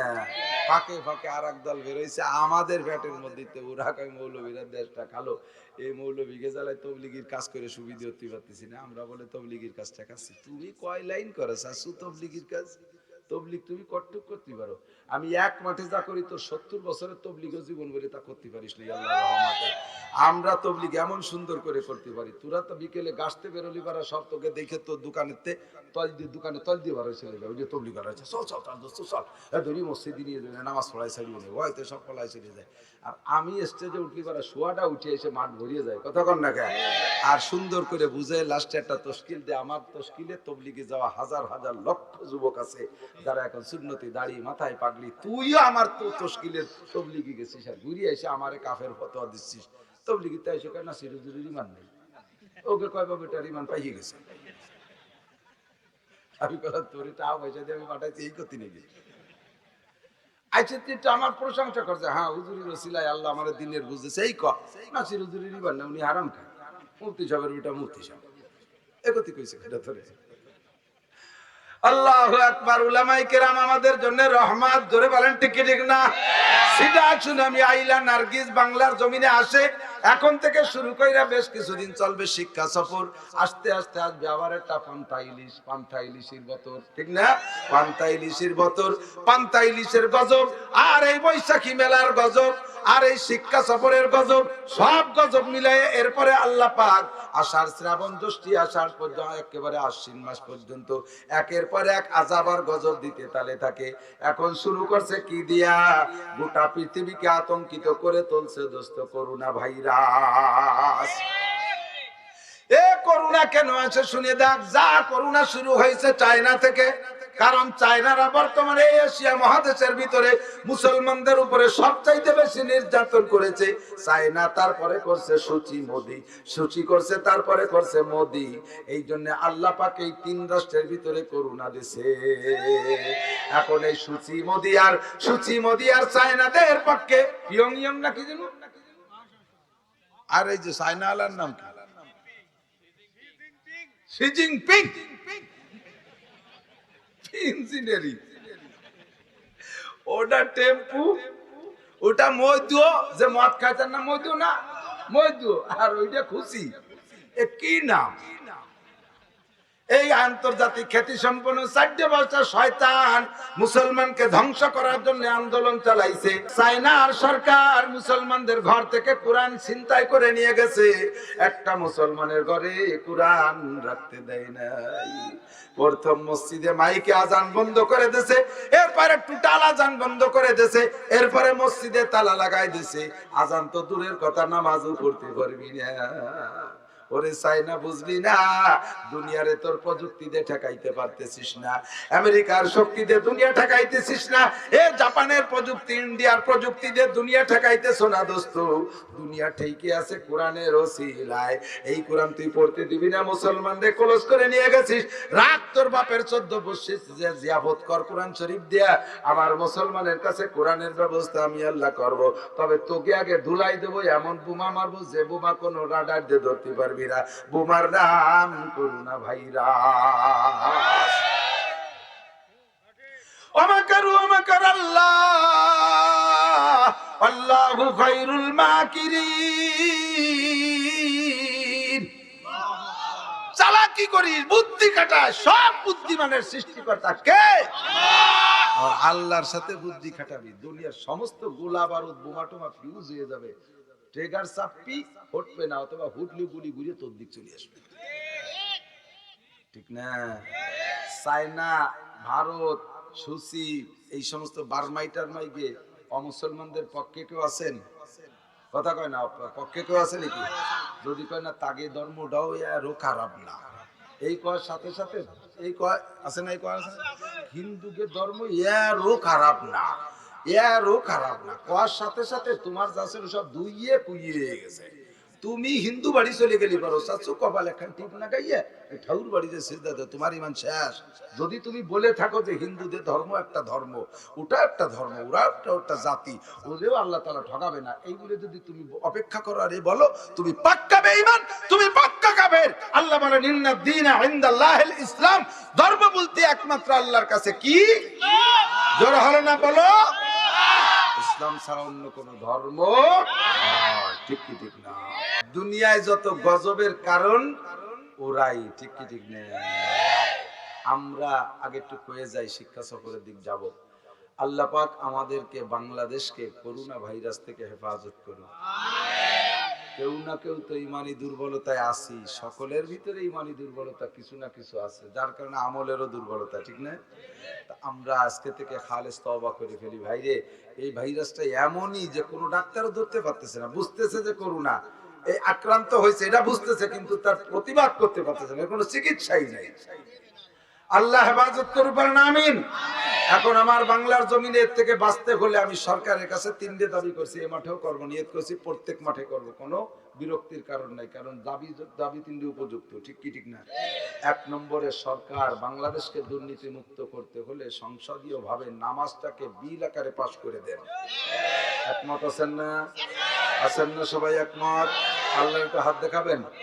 16 কোটি মুসলমান নামাজ পড়লে যে সওয়াব হবে, আপনারা সমর্থন জানাইছেন, তোরা যদি নামাজ নাও পড়ে তবু আমরা এই সওয়াব পেয়ে যাবো ইনশাআল্লাহ। আল্লাহ সংসদে নামাজের বিল পাশ করে দাও, সংসদীয়দের মাধ্যমে নামাজের বিল পাশ করাও। আল্লাহ বাংলার জমিনে নামাজের কারখানা বানায় দাও। আল্লাহ সংসদীয় ভাবে পর্দার বিল পাশ করে দাও। আমার মা বোনদেরকে ওয়াজ করে ঘরে ঢুকতে পারতেছি না, আল্লাহ তুমি সংসদীয় ভাবে পাশ করে দাও, আমিন। আল্লাহ যাকাতের বিল পাশ করায় গরিবদের পাশে তুমি ধনবানদেরকে দান করে দাও। মাশাআল্লাহ, হাত নামান, আলহামদুলিল্লাহ, আল্লাহ কবুল করুক, বলেন আমিন। এই ওয়াজ তো করেই যাব, সাথে সাথে ওয়াজের পাশে যদি একটু মুগুর দেওয়া হয় না, তাহলে হলো আমল হয় ভালো। যে কই নিয়ে একেবারে সত্যি রামপালের সুন্দরবনের ওই পাশে গেছি, বড় বড় নদী, ওই নদীর পাশে এক জায়গা মাহফিলি গেছি, বেশ আগে, শেষ করে একটু ওয়াজ করি। তো যাওয়ার পরে মাহফিল কমিটির সেক্রেটারি আমার চাইতে রসিক মানুষ, সে কইতেছে হুজুর আমাকে এলাকা যে কি খারাপ, মেয়েরাই জোয়ারের সময় নদীতে এসে গোসল করে, পর্দা হুশিদার বালাই নাই, এই জায়গার থেকে নেই ধুইয়ে কাপড় চোপড় পাল্টাইয়া এটাকে যা দেওয়া দরকার দেয় ঠাইয়ে পরে নিরিবিলি এক কলস পানি নিয়ে বাড়ি যাই, এ মোটে ঠেয়াতি পারতেছি না, খোদার গজব। আমি বললাম যে এদেশে সব বড় হুজুরের আড্ডা, সরসিনের হুজুর, তারপরে সরমনের হুজুর, সাইদি সাহ হুজুর, এ সাহ ও সাহ, খুচা বজাগার সব বড় বড় সব সাহের দিক দিয়ে ইন্দাও পারে না, সব সাপ ফেল। তাই তো আমি দৌড়া সাপ, মাইটি সাপ, আমার দ্বারা কিচ্ছু হবে না। কয় যে হুজুর না, আল্লাহ রহমত, আপনার কপাল ভালো, আপনার ওই বিষয় করা লাগবে। মাস তিনি কল মহিলার এখন আর নদীতে গোসল করে না। আমি বললাম কোন হুজুরি রজের শেষে কাজ হয়েছে? কোন হুজুরি কাজ হয় নাই, এক মহিলার কুমিরি ধরে নিয়ে গেছে, তারপরে কেউ আসে না। আমি এই যে দুই একটা তালি বোঝা গেল, দুই একটা কুমিরও লাগবে, ওয়াজের ভাষা কি লাগবে? কুমির লাগবে। সরকারি কুমির দুই একটা ছাড়িয়ে দিতে হবে, পাছায় তুলে মহিলাকে ধুলাই দিলি, আল্লাহর রহমতে আর ওয়াজ লাগবে না, এমনি ঘরে নদী বসে দেবে। কতক্ষণ ঠিক না? প্রেসিডেন্ট এরশাদ সাহেব আমল করে দেখাইছিল, মনে আছে নাকি মুরব্বীরা? মাশাআল্লাহ, আমার ভালো করে মনে আছে। 6 ইঞ্চি ব্লাউজ পরা বেটিরা যখন রাস্তাঘাটে বেরোইছে, আর মীরা যাইয়া আলকাতরার পালিশ দিয়ে দিয়েছে সুন্দর করে। আলকাতরায় ওই সাজেটু বাড়াই রয়েছে, ওইটুকু কাপড় আলকাতরা দিয়ে কাপড় বানাই দিয়েছে। আমার বাড়ি রাজমিস্ত্রিরা কাজ করে, টাইলস মিস্ত্রি কাজ করতে, তাই একটা আছে মোটামুটি ভালো ধার্মিক তবলিগের লোক, আর দুইটা তিনটে আছে ওই ফাঁসা বাইরের পার্টি। এমন প্যান্ট পরছে, সে যখন কাজ করে এই প্যান্ট সরিয়ে যাইয়ে আর ক্লাসের ওই ধারে, মানে বেনাফুল বর্ডারে ওই ধারে আগে দিনই প্যান্টে বাড়াবে না, এইরকম পাশার ওই পাশে শিয়ের বিয়ের যা আছে সব দেখা যাচ্ছে। লজ্জায় বলি যে আমার ছেলে পেলেরাও ঘুরতেছে, ও যদি ওর ভাষা বার, ওই যে ভাষার লোকজন সব দেখা যায়, লজ্জা হবে না? আমি বললাম যে ওর হেড মিস্টার, তুই এই সমস্ত ন্যাংটা গুলো আনছিস, ওর আগারাগি আর শোনে না, ও করছে কি করনীতি, খালি মাল মশলা নিয়ে ওর ভাষার দ্বারা নিয়ে গেছে। কি ওর ভাষা বিলাসটা ধরে দেবো, শয়তানের প্যান্টের ভাষা কীর্তি পাচ্ছে, ভাষা বিলাসটা ধরে দেবো। তা আরবিরা ওই সময় মহিলাকে প্যাট প্লাস্টার করছে, পালিশ দিয়ে দিয়েছে আলকাতরা দিয়ে। হয়তো সারা বাংলাদেশে গোটা 50 মহিলার পেটে আলকাতরা মাখাইছে। গোটা বাংলাদেশের সমস্ত মহিলার ব্লাউজের রুহু হয়েছে, বইলে লম্বা হয়ে গেছে। ব্লাউজটার বড় হই নেই, বাপের শার্ট গায়ে দিলিও দেওয়া লাগছে, প্যাট বেরোনো ব্লাউজ ফিরে বাইরে যাওয়ার কায়দা নেই। মাথা খালি মাথা লাগে, মাথায় চুলির মধ্যে আলকাতরা মাখায় দিছে। কোন দিক কি জ্বালা, এরপরে এই আলকাতরাকে মাথাইতে ছাড়ানো সম্ভব? নাইড়ি উড়িয়ে একেবারে মহিলাকে নেড়া শুরু হয়ে গেছে। আলকাতরা মাখাই দিলি বাড়ি যায়, আলকাতরা সামান্য দুলি ছাড়ায় না, তারপরে সে নেড়ি উইয়ে ফিরে ঘুরাইতে শুরু করা লাগছে। এই যে আসলে মুগুর, এই মুগুরির কারণে মোটামুটি বাংলাদেশ ভালো হয়েছিল, কিন্তু এক শ্রেণীর দাইয়ুস খান্নাসের দল, তাকে জ্বালা উঠলো, তারা সহ্য করতে পারলো না, শেষে বিভিন্ন আন্দোলন যাওয়ার হয়েছে। এইভাবে বলতে চাইতেছি যে আমাদের ওয়াজের পাশাপাশি কিছু সরকারি কুমির ছাড়িয়ে দেওয়া দরকার, ঠিক কি ঠিক না? এই দুনিয়াটা কুমির যদি আল্লাহ ব্যবস্থা করতো, তাই সরকারের কাছে দাবি করি, আমরা মৌলবীরা তো মারামারি করতে পারবো না, আপনার আর্মি সেনাবাহিনী মাত্র 40টি দিন বাংলাদেশে একটু কন্ট্রোল করেন। যদি খোদার ভিন্ন রহমত না দেখতে পারেন বাংলাদেশে, তাহলে আমাদেরকে নিষেধ করেন, আমরা মাঠে ওয়াজ করতে যাব না। 40টি দিন সমস্ত নারী পুরুষকে খাস পর্দার ভিতরে নেন, পুরুষরাও পর্দা করবে, মহিলারাও। তবে পুরুষকে পর্দা করা লাগবে না, মহিলারা যদি পর্দায় চলে যায় পুরুষ এমনি কন্ট্রোল হয়ে যাবে, ঠিক কি ঠিক না? আমি আরো আগে চ্যালেঞ্জ করেছি, আমার বাংলাদেশে এখনো পর্যন্ত এমন কোন চরিত্রহীন দুঃসাহসী যুবক পয়দা হয় নাই, যেই যুবকটা 100% পর্দানসীন একটা ফ্যামিলি থেকে একটা মেয়েকে অপহরণ আর ধর্ষণ করেছে, আর তারে ইফতিজিং করছে, তারে অ্যাসিড মারছে, এমন একটা প্রমাণও দেখাইতে পারবে না। কথা বলেন ঠিক কি ঠিক না? ধর্ষিত হয় কে? বৈশাখী মেলায় বটমূলে যায় যে। কথা কোন ঠিক না? রাত 12টার সময় 1টার সময় তুমি যুবতী মেয়ে বটমূল দিয়ে বাগান দিয়ে ঘুরে বেড়াবা, দোপাইয়ে গাঁজা খাওয়া বন বিলেতি যদি তোমার ধাবাই দিয়ে ধরিয়ে নিয়ে যায়, সে জায়গা কিডা ঠেয়াতি যাবে? ওই জন্য ঘুম কমে কারে দেয়, আমি ওই যাবো। হ্যাঁ, সে আসে না শিলীলতা হানি করছে, তুই শিলীলতা নিয়ে অনেক যাস কে? তোর শিলীলতা জায়গা যাইস কে রাত 2টার সময়? আমার ছবি সাপের মাইয়ের তো কেউ করো না। এই পটি 8,000 হুজুর গে মাইয়ে গেলে তো কেউ করলো না। এদেশে কত হুজুর গে মাইয়ে আছে, একটা মেয়ের তো কেউ শিলীলতা হানি করলো না। তোরে করে কত পাই কোন জায়গায়? হ্যাঁ, খুব ইস্কু থাকার। আর এই সমস্ত গুলো জন্ম দিয়েছে যে সমস্ত বাবরা, উলাইকা কালা নাম, আমি কই না আল্লাহ কই, এগুলো কুকুর মার্কা। কথা কোন ঠিক? তোর মাইয়ে ডারে কন্ট্রোল করতে পারিস না, তুই মসজিদে বসে সুবহানাল্লাহ দিয়ে কেন মারিস, আর ওদিকে মাইয়ের বেটারা শিলীলতা হানি করে। এই শয়তানি পাইছো কোন জায়গা থেকে? বাংলাদেশ থেকে তওবা করেন, 40টি দিন বাংলাদেশকে কন্ট্রোল করেন, 40 দিন বাংলাদেশের সাবালেক নারী পুরুষের নামাজ পড়ান, 40 দিন বাংলাদেশের রেডিও টেলিভিশন সেন্টার গুলোকে আপনি কন্ট্রোল করেন, কোন প্রকার আজে বাজে ফালতু প্রোগ্রাম বন্ধ করে দেন, সব বন্ধ করে দেন। আর যত মিডিয়া আছে, এই মিডিয়ার ভিতরে যে ইউটিউবের ভিতরে নোংরা ছবিগুলো আসতেছে, এই ছবিগুলোকে বন্ধ করে দেন। যুবক যুবতীরা ধ্বংস করে দিচ্ছে, কথা বল না কেন? যুবক যুবতীরা ধ্বংস করে দিচ্ছে না? এ যুবক, মনে রাখিস, সোনা মনে রাখিস, আমরা তো তোদের চাইতে বড়, এখন আমাদের বুড়ো হয়ে গেছি, 50 পার হয়ে গেছে বয়স, সুতরাং 40-এর পরে থেকে বার্ধক্য শুরু হয়। 40-এর আগ পর্যন্ত যুবক বলে তোদের সাথে নিয়ে নাচছি, এখন বুড়ো হয়ে গেছে। আমার ছেলেরা এখন তোদের সাথে, আমার বড় ছেলের বয়স 23-24 বছর বয়স হয়ে গেছে। তো এখন আমি বার্ধক্যে চলে আসি, ওই সমস্ত ক্লাস পার করে চলে আসছি। ভালো করে জেনে নেই, মেডিকেল সায়েন্সের বড় বড় ডাক্তারদের সাথে মাঝে মধ্যে বৈঠক হয়, গল্প হয়। তো বলে যে হুজুর, আমরা তো মাঠে যাই না, আপনারা যান, একটু বলে দিয়েন যে এই ফেসবুক ইউটিউবের ভিতরে তোমরা যে ইটালিয়ান ছবি, ইন্ডিয়ান সেক্স, এই সমস্ত আজেবাজে যে ল্যাংটাগুলো দেখো, এ যদি বিবাহের আগে নিয়মিত একটা 2-2 বছর দেখো, তাহলে তোমার বিবাহের শক্তি থাকবে না, যৌন ক্ষমতা একেবারে শেষ করে ফেলে দেবে, একেবারে শেষ। যারা বিবাহিত আছেন তারা যদি নিয়মিত দেখেন, দেখবেন স্ত্রীর কাছে যে আপনি আগের মতো কোনো কিছু আপনার সক্ষম হবেন না, দুর্বল হয়ে যাবেন, লজ্জিত হবেন, একেবারে ব্যাকুব সাজবেন। এত বড় একটা মারণ ব্যাধি জীবন ধ্বংস করে, যৌবন ধ্বংস করে, ইমান ধ্বংস করে, বাংলাদেশকে ধ্বংস করে, গোটা মানবতাকে ধ্বংস করে।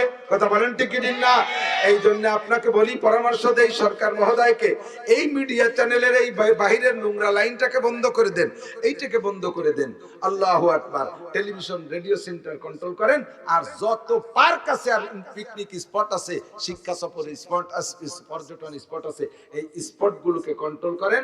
এই মায়ামদ্দা গুলোকে বাড়ইয়ে আইলু লাঠি দিয়ে বাড়ইয়ে দামড়ায় দিবেন একবারে।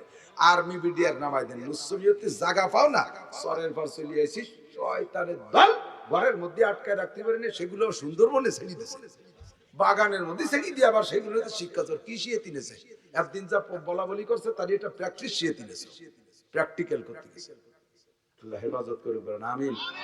সামনে যে মাস আসতেছে না, রজব মাস, এই মাস হলো শিক্ষা সফরের মাস। ধরে কোন সুবহানাল্লাহ।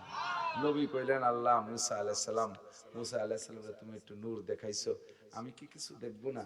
আল্লাহ কয়, দোস্ত তোমার একটা শিক্ষা সফর দেবো, বিদেশে একটা ডিগ্রি নিতে আসবা, বিদেশে একটা ডিগ্রি নিতে। কোন জায়গা যাব? আমার আরশে আজিমের বিশ্ববিদ্যালয় তোমারে ভর্তি করে আমি নিজে হাতে পড়াবো। কন্যা সুবহানাল্লাহ। আমি তোমারে দুনিয়ার কেউ রেদে পড়াই না, আমি নিজে হাতে পড়াবো। তোমার এটা শিক্ষা সফর, এটা একটা ক্লাস হবে, এখানে তোমাকে কোরআন করে শিক্ষা দেওয়া হবে, তোমার নোবেল পুরস্কার দেওয়া হবে। কন সুবহানাল্লাহ। নবীকে এই শিক্ষা সফর দেওয়ার জন্য 26শে রজব দিবাগত রাত্রে হুজুরে পাক সাল্লাল্লাহু আলাইহি ওয়াসাল্লাম ওনার ফুফু যান, হুজুরের ওই সময় স্ত্রী নেই, খাদিজার ইন্তেকাল হয়ে গেছে। হুজুরের 4টে মেয়ে, 4টার বিয়ে হয়ে গেছে, তার মধ্যে একজন মারাও গেছে। একজন হযরত ওসমান রাদিয়াল্লাহু তাআলা এর প্রথম স্ত্রী মারা গেছে। 4টে মেয়ের বিয়ে হয়ে গেছে, 2টা ছেলে ছিল, তাতে ছোটবেলায় চলে গেছে। বাপ চলে গেছে জন্মের আগে, মা গেছে 7 বছরে, 6 বছরে, দাদা গেছে 7 বছরে। কিছুদিন পর নবুয়তি পাওয়ার পরে চাচাটা ছিল আবু তালেব, সেও চলে গেছে। আপন বলতে আর কেউ নাই। এই মুহূর্তে নবী পাক সাল্লাল্লাহু আলাইহি সাল্লাম তায়েফের থেকে মায়ের খেয়েছে, মনটাও খুব খারাপ। 90 দিন পর্যন্ত হুজুরের মুখে কোনো হাসি নেই। কাবা শরীফের পূর্ব দক্ষিণ পাশে, কাবা শরীফের দক্ষিণ পাশে এই জায়গা ছিল হুজুরের ফুফু উম্মে হানি রাদিয়াল্লাহু তাআলা আনহার বাড়ি। রাত্রে যে বলতেছেন, ফুফু জান আমার আজকে মন খারাপ লাগতেছে, ঘরে ভালোই থাকতেছে না। কাবার পশ্চিম পাশে হলো হুজুরের বাড়ি, তার পাশে আবু জাহেলের বাড়ি। তো বলতেছে, ফুফু জান আমি একটু আপনার ঘরে আজকে থাকবো। ফুফু জান বললেন যে ভাতিজা, তো আমিও একা, তুমিও একা, ভাই বেটা মানুষ, তুমি বাইরে থাকবা কেন? শত্রু মিত্র তো তোমার অনেক, তুমি ঘরে থাকো, আমি মহিলা মানুষ, রাত ভর বাইরে বসে পাহারা দেবো তোমাকে। রাতের বেলা হুজুরকে ঘরের মধ্যে শুয়াই দিয়ে ফুফু বাইরে বারান্দায় বসে বাতিজাকে পাহারা দিচ্ছে। দিতে দিতে দিতে দিতে এক সময় তো উম্মে হানিরও ঘুম এসে গেছে। যখন উম্মে হানির ঘুম আসছে, ইতিমধ্যে হুজুর দেখে মাথার কাছে একটা লোক, পায়ের কাছে একটা লোক, মাথার পা নাড়াচাড়া করতেছে। সজাগ হয়ে গেছে। মানান তোমারে, এ তোমরা কে, কোত্থেকে ঢুকছো? তোমরা কি মানুষ নাকি? কোত্থেকে কিভাবে ঢুকলে? জিবরাইল কয়, হুজুর লা তাহজান ওয়া লা তাখাফ, ভয় পেন না, টেনশন করেন না, আনা জিবরাইল ওয়া হাযা মিকাইল। জোরে কোন সুবহানাল্লাহ। আমি জিবরাইল, পায়ের কাছে আসছে মিকাইল। লিমা ইকাস্তুমানি, আমারে সজাগ করলে কেন? কয় হুজুর একটা শিক্ষা সফর নিয়ে আসছে, আপনাকে একটু একটা শিক্ষা সফরে যেতে হবে। চলো তাই যাই। হুজুরকে ধরে, হুজুর বলে আনাফিল ইয়াকজান, আমি বিলকুল সজাগ। আমারে ধইরে ঘরের উপর দিয়ে মটকা খুলে বের করে নিয়ে মটকা মিশিয়ে দিয়েছে। এক রিওয়ায়াত, অন্য রিওয়ায়াতে দরজা খুলে বের করে নিয়েছে, বের করে আবার জিবরাইল ভিতর দিয়ে দরজা আটকাই দিয়ে বের হয়েছে, যাতে ফুফুজান টের না পায়। আল্লাহ বের করে নিয়ে কাবা ঘরের পাশে হাতিমে কাবা, হাজী সাহেব যারা গেছে, সৌদি যারা থাকছে তারা দেখেছে, কাবার পাশে একটা এরিয়া দেওয়া আছে, অল্প একটু বুক সমান উঁচু করে টাওয়াল দেওয়া আছে। ওর ভিতরে কাবার ছাদের থেকে পানি পড়ে একটা স্বর্ণের ডুঙ্গা, ওর নাম মিজাবে রহমত। এই মিজাবে রহমতের নিচে হুজুরকে শুয়াইয়া, পাশে তস্তুম মিনার জাহাব মুলামত মিনার নূর, একটা খানচা তবলিগের প্লেটের মতো একটা প্লেট, এ ভরা নূরের পানি। সুবহানাল্লাহ। এ পাশে রাইখা জিবরিল একটা ছুরি, একটা চাকু নিয়ে হুজুরের হলকমের মধ্যে ঢুকাই দিয়ে টাইনে নাভি পর্যন্ত ফেরি ফেলাইছে। হুজুর বলে, জিবরাইল তুমি সত্যি কি জিবরাইল? বলে আল্লাহ আনা জিবরাইল। তো তুমি নিবা শিক্ষা সফরে, আমার অপারেশন করতেছো, মনে হয় বুক ফাটতেছে কেন? তো জিবরাইল বলতেছে, হুজুর আল্লাহ পাক রব্বুল আলামিন মুসা আলাইহিস সালাতু ওয়াস সালামের সাথে দীর্ঘদিন কথা বলার পরে মুসা আলাইহিস সালাম একদিন বললেন, আল্লাহ তোমারে না দেখে তোমার কথার মধ্যে এত মজা, আল্লাহ রব্বি আরিনি আনজুর, আল্লাহ আমার একটু দেখা দাও, আমি দেখবো। আল্লাহ কয়, ও মুসা ক্বালা লান তারানি, তুমি আমারে দেখে সহ্য করতে পারবা না।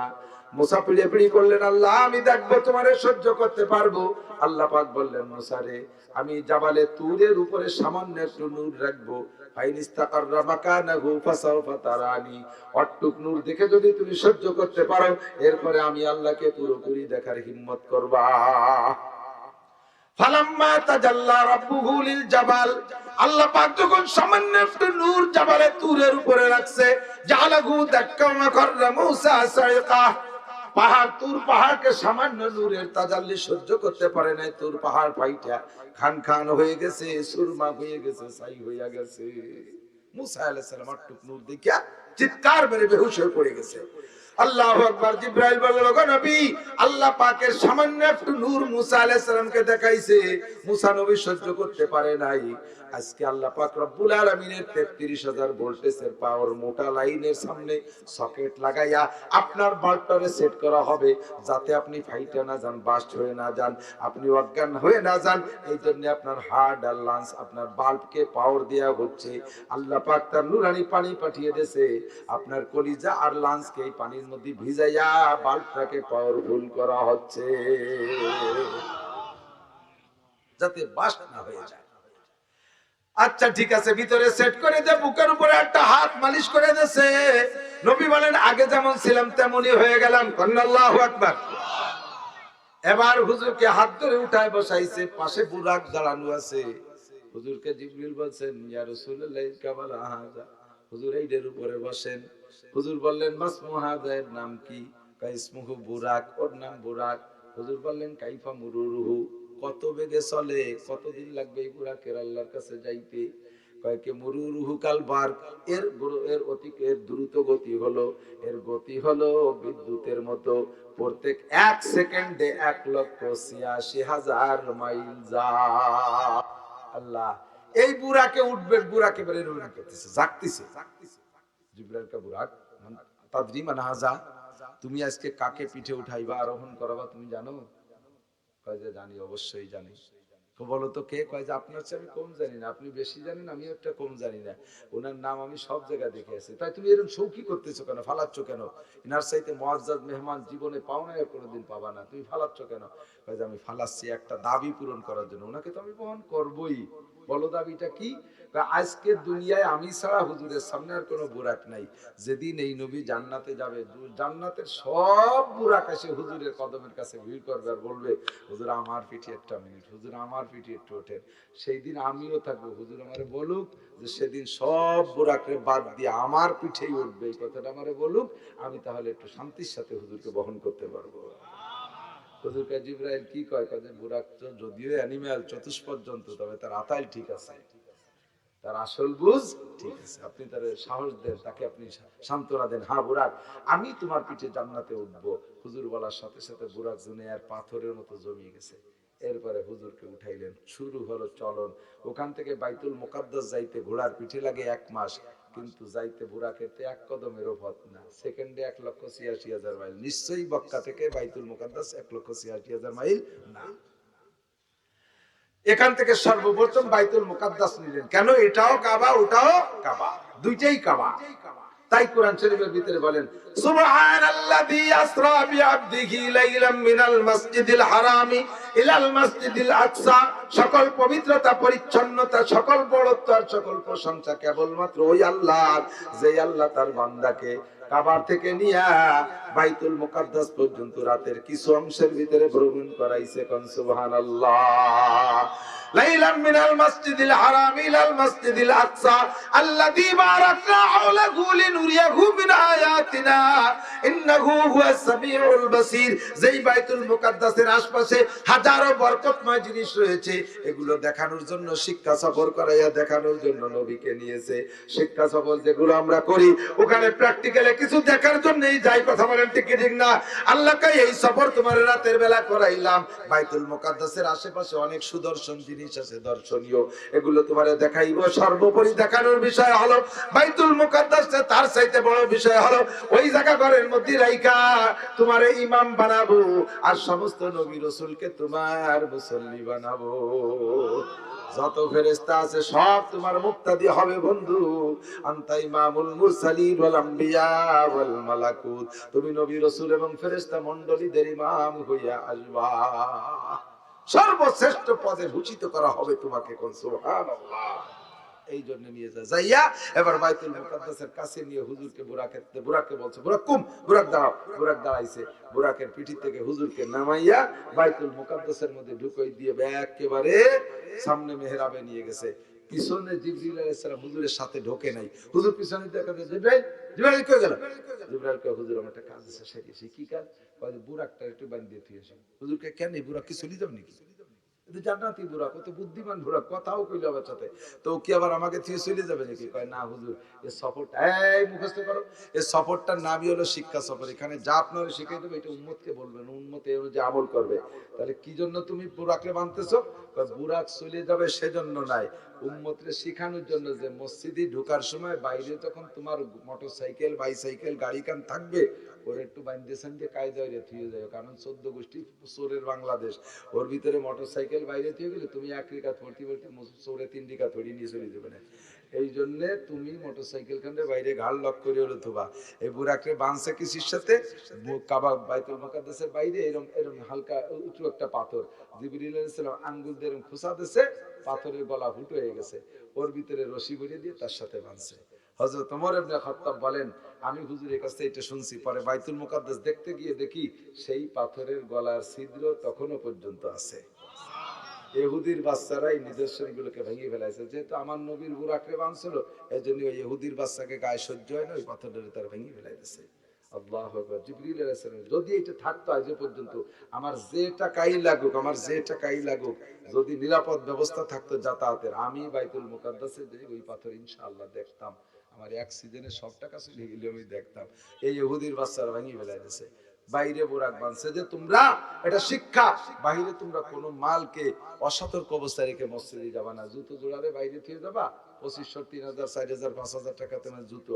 ঢোকার পরে এখন নামাজের মধ্যে প্যালপিটেশন শুধু ওরে আল্লাহ সেদিনকে বার্মি যারাই গেল আর আজকে এই জুতো রুকুতি যে ভাষাত্তর যে চাইয়ের সিজদায় যায় ভাষাত্তর যে চাইয়ের জুতোর দিক নামাজ হবে এই জন্যই উম্মতের শিখানোর জন্য জান্নাতি বুরাক তাই বাঁধতে তুলাম তাহলে তোমাকে বাংলাদেশি বুরাক বাঁধা দরকার আছে না নাই সতর্ক ভাবে রেখে যাওয়া যাই হোক ওখান থেকে 2 রাকাত নামাজ হুজুরকে দিয়ে পড়াইলেন ফেরেশতা আদম থেকে নিয়ে সমস্ত নবীরা উপস্থিত ছিলেন পড়াইয়া এবার নিয়ে যাওয়া হলো যাইতে যাইতে যাইতে যাইতে 7 আসমান পার হয়ে চলে গেছে তারপরে চলে গেছে জমিন থেকে 7 আসমানের শেষ পর্যন্ত যত দূর ওখান থেকে ফেরেশতাদের মসজিদ বাইতুল মামুর আরো অত দূর কোন সুবহানাল্লাহ যাইয়ে দেখে যে ফেরেশতারা দলে দলে নামাজ পড়তেছে হুজুর বলেন জিবরাইল মান হাউলা ইরা কারাকা কুল্লু হাউলাই মালাইকাতুল্লাহ এরা সব আল্লাহর ফেরেশতা সংখ্যায় কত কয় ৭০ আলফা মালাকিন ৭০,০০০ ফেরেশতা এই ৭০,০০০ কি নিয়মিত এই মসজিদের মধ্যে ইতিকাফ করে কয় না আজকে যে ৭০,০০০ ঢুকলো এরা আর কিয়ামতের আগে ঢুকতে চান্স পাবে না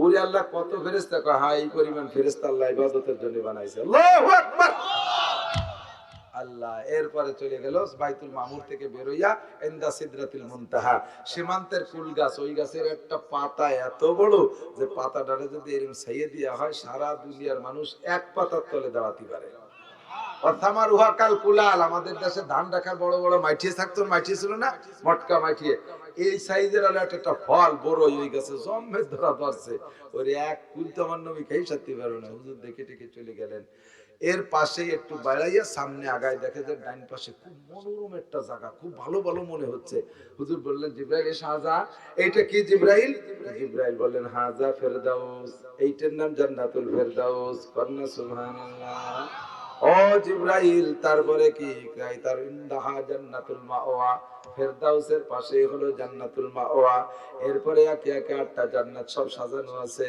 হুজুর বলেন জিবরাইল জান্নাতের ভিতরে কি আছে তাকে একটু দেখে যেতে পারি যদি সচক্ষে দেখে যাইতে পারতাম তাহলে উম্মতকে একটু বলতে ভালো হইতো সহজ হইতো হুজুর ইব্রাহিম বলেন ওগো নবী এত বিনয়ের সাথে কেন জানতে চাইতেছেন আমাকে আল্লাহ হুকুম করছে আপনাকে জান্নাত জাহান্নাম সব দেখাই দিতে হবে আপনি জান্নাতে যাবেন জান্নাত দেখবেন জান্নাত কি আপনার রুচি সম্মত কিনা কোন জায়গা আপনার নজরে রুচির কমতি আছে নাকি আপনার চাহিদার যা সে অনুযায়ী কম আছে নাকি আপনি যদি বলেন যে এখানে কম আছে বলবেন আল্লাহ পাক জান্নাতে নতুন করে সাজাবে দোস্ত কথাটা হলো অতিরিক্ত বাড়তি কথা জান্নাতের মধ্যে এমন কোনো কম নাই যে জায়গা জীবনে কেউ ডিসপুট দিতে পারবে কথা কান ঠিক ঠিক নেই মিসালে আমরা বলে থাকি ছেলের বাড়ি ছেলের শ্বশুর বাড়ি যদি ছেলের বাপ যায় বুঝেন ছেলের শ্বশুর বাড়ি যদি ছেলের বাপ যায় তাহলে যে পরিমাণ যত্ন হয় মেয়ের শ্বশুর বাড়ি মেয়ের বাপ গেলে কিন্তু এই পরিমাণ যত্ন হয় না এটা জন্মের উচিত কথা কইছি না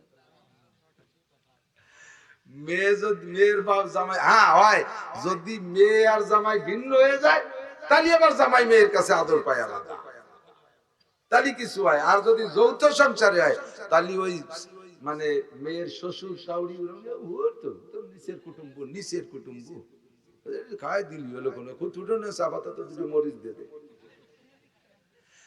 আর ছেলের বাপ যদি ছেলের শ্বশুর বাড়ি যায় তাহলে আর অভাব হয় না ছেলের বাপ ছেলের শ্বশুর বাড়ি গেছে যাওয়ার পরে আরে আইটেম 40 প্রকারের খালি ফিটিয়ে কচুরি ড্যাব দিয়ে বানাইছে 6 প্রকারের এত বড় বড় ডিম হাসে আর কয় বিয়ে নি এত বড় ডিম পালেন কোন জায়গা কয় যে ওই এক ডিম পারতে 2 মুরগি লাগছে বিশাল বিশাল জম্মের খাওয়ান খাওয়াইয়ে রাষ্ট্রে 10 প্রকার খাইতে আর দিতে পারে না, এর মধ্যে বিয়ে খালের মধ্যে বমিয়ে দিতেছে। 50-60 প্রকার খাওয়াইয়ে যখন বিদে দেয়, সেই সময় বিয়ে রাত ধরে কয়, বিয়ে আমি বাড়ি ছিলাম না, বাড়ি থাকতে পারিনি, বাজার ঘাট করতে পারিনি, আপনার বিয়ে যা ছিল তাই খাওয়াইছে, বাড়ি যে যেন বদনাম করেন না। ওদিকে যা খাওয়াইছে ওইটারে এই এলাকার মধ্যে আর খুঁজেই পাওয়া যাবে না, 10 প্রকার থাকতে বমিয়ে দিতেছে। এই যে যে কথাগুলো কয় যে থাকলে খুব খাওয়াতাম, এটা হলো অতিরিক্ত খুশি করার কথা, এটা বাড়তি কথা, ঠিক না? জিবরাইল বলতেছেন যে জান্নাতের মধ্যে কোন জায়গা কম আছে নাকি বলেন, সেটা আল্লাহ সাজাবে। আসলে এটা হলো বেশি খুশি করার কথা, জান্নাতে কোনো কম আল্লাহ রাখেন না, ঠিক কি না? তো হুজুর ঢুকলেন, ঢুকেই দেখলেন যে একটা ঘর, বাইতুল মিনাল কাসাব, বেকায়দা একটা ঘর। জিবরাইল এ কি? কয় যে এটাই তো বেহেশতের প্রথম ঘর। তুমি একদিন গল্প দিলে যে বেহেশতের ভিতরে ঘর হবে, একটা ইট সোনার আর একটা ইট রূপোর, মেশকো জাফরানের গাঁথনি হবে, এ দিতেই যে আমাকে বাংলাদেশি বাঁশের ঘরের মতো ঠায়। কয় যে হ্যাঁ হুজুর, ওটা বাঁশেরই ঘর। তো বাঁশের ঘর বেহেশতের মধ্যে, বাঁশের হলে কি হবে? এটা হলো সোনার উপর ইটের চাইতে কোটি কোটি গুণ দামি। সুবহান। ঘরটা কার? গেটে লেখা আছে, দেখেন কার ঘর? গেটে লেখা দেখে লি খাদিজাতি, এই ঘরটা আপনার খাদিজার ঘর। সুবহানাল্লাহ। হুজুর কাছে জিবরাইল খাদিজার ঘর প্রথম কেন? কয় যে হুজুর গারে হেরা থেকে নবুয়তি নিয়ে বাড়ি যাওয়ার পরে সর্বপ্রথম আপনাকে নবী বলে গ্রান্ট করছে কে? কয় খাদিজা। কয় সেই সময় আপনি দোয়া করছিলেন না, সেই দোয়া আল্লাহ কবুল করছে, তাই আল্লাহ তাআলা খাদিজার ঘর 1 নম্বর বানায় দিয়েছে। সুবহানাল্লাহ। ভাই, জান্নাতের মধ্যে নবী প্রথম ঢুকে পুরুষের ঘর আগে পাইলেন না মহিলাদের ঘর? তাহলে বোঝা যায় মহিলাদের দাম অনেক বেশি, অনেক বেশি, ঠিক না?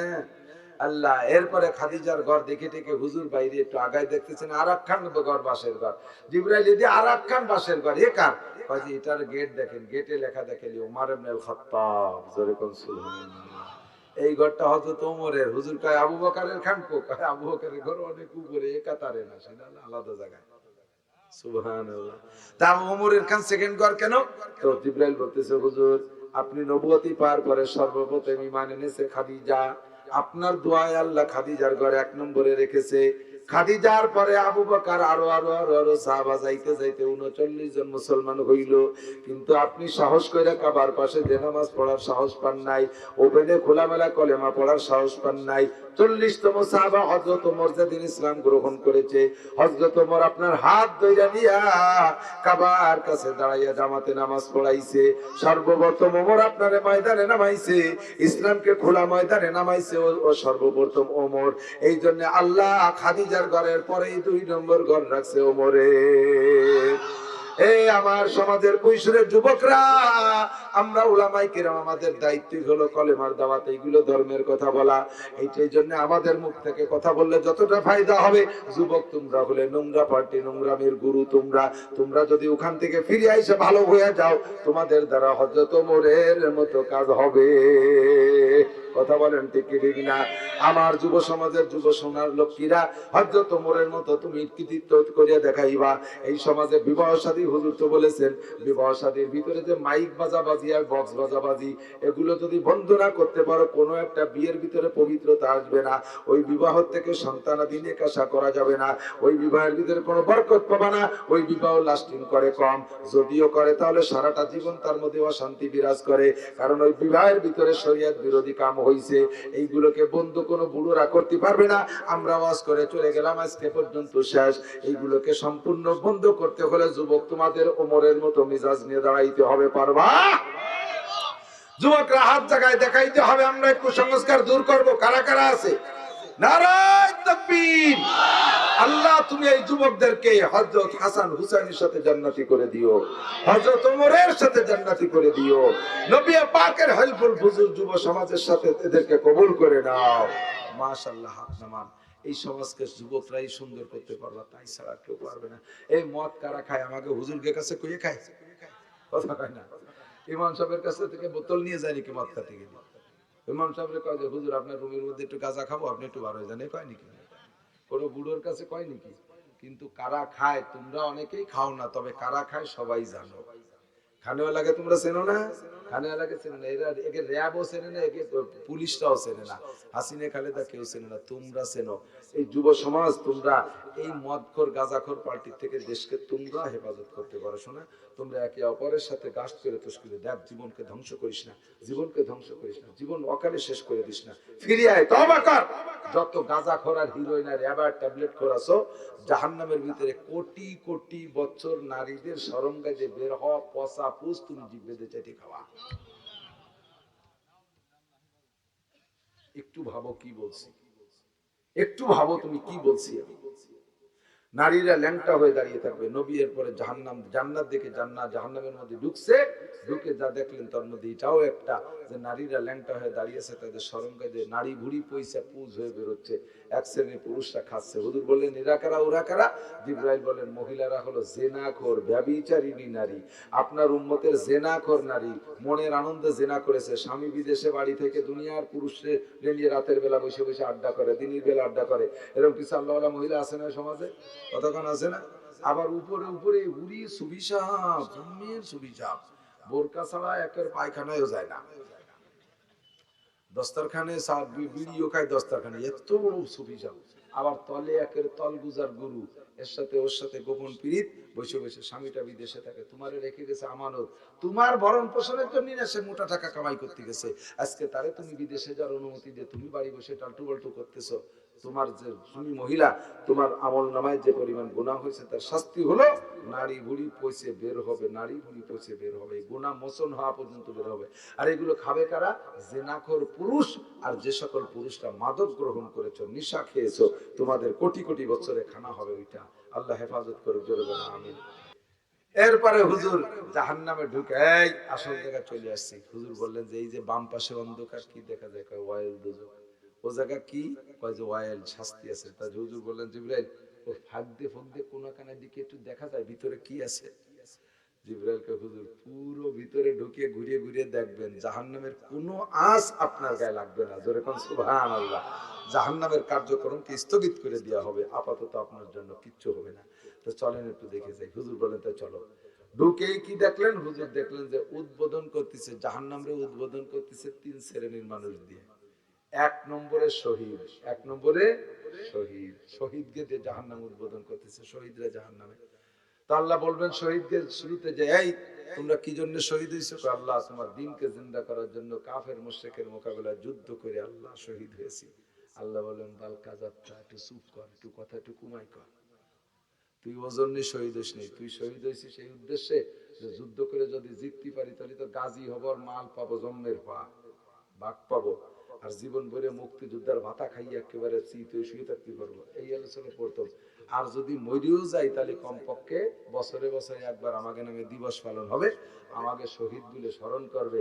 এই জন্যই তুই শহীদ হয়েছিলি, যে জন্য শহীদ হয়েছিস ওকাত কিল, তাতে বলা হয়ে গেছে এখন তুমি জিরো, জিরো প্লাস জিরো সমান সমান জিরো, ডান পাশে আরো 150 জিরো, তুমি কিচ্ছু নাই, খালি হাতে এখন দোজখে যাও, কোনো কথা কবি না, ওটা সুপা কষায় ফেলা তো বার হয়ে দুটো তোরে জাহান্নাম উদ্বোধন করবো। শহীদ হয়েছ কি জন্য? এই গ্রুপে দিয়ে উদ্বোধন করলো। 2 নম্বরে আমাকে মতো মৌলবীকে ধরবে, আলেম ওলামাকে দিয়ে জাহান্নামকে উদ্বোধন করবে। এই তুমি মাওলানা হয়েছে কেন? আল্লাহ তোমার দিন জিন্দা করার জন্য। আল্লাহ কাছে তার টাটকা মিথ্যে কথা কেছে, বাল কাযাবতা, হাদিসের শব্দ এরকম, বলকে তুমি ঝুট বলা, মিথ্যে বলছো। তুমি আলেম হয়েছে জন্য আমি আন্তর্জাতিক খ্যাতি সম্পন্ন বক্তা হব, আমি এত বড় হুজুর হব যে আমার প্রোটেক্ট দিতে 300 পুলিশ লাগে, আমি এরকম ভাইরাল হব, আমি ভাইরাস হয়ে যাব, সারা দেশে করোনার চাইতে বেশি বড় মারাত্মক ভাইরাস হয়ে যাব আমি, দেশে আমাকে হেলিকপ্টারে আনবে, এরকম করবো, এরকম স্লোগান দেবে, প্রধান বক্তা এসে গেছে, প্রধানমন্ত্রী এসে গেছে, ইত্যাদি ইত্যাদি। তোমার এই প্রশংসা করবে সেই জন্য। তুমি পীর হয়েছো কি জন্য? আল্লাহ তোমার মুরিদ বান্দাকে ইমানদার কয়, তোর মিথ্যে কথা কইছিস, তুই পীর হয়েছিস গেল বস্তা বস্তা টাকা কামাই করার জন্য, হালখাতা খোলার জন্য, করার জন্য এসেছিস। এই যে যে উদ্দেশ্য হয়েছিস সব তোরে কওয়া হয়ে গেছে, এখন তুমি খালি হাত তাড়াতাড়ি দোজখে যাও, জায়গা নষ্ট হয়ে না, সব একদিন চলো, ভিড় জমাইও না। পেদাতি পেদাতি এইগুলো দিয়ে আমাকে মতো মৌলবীকে দিয়ে যান, আপনারা শেষ সময় খালি দেখবেন আর কানবেন যে আল্লাহ এই হুজুরের ওয়াজ শুনলাম, সেই হুজুর আজকে এত বড় বিপদে। আপনাদের কাছে দোয়া চাই যেন আল্লাহ তাআলা আমারে ওই কাতারের ভিতরে না রাখে, একটু বলেন না আমিন। যা বলি আল্লাহ তুমি আমল করার তৌফিক দিও, আল্লাহ তুমি আমল করো। কত কথাই কই, কষ্ট মতো উঠ থাকে না, কই যাচ্ছে গড় গড় করে।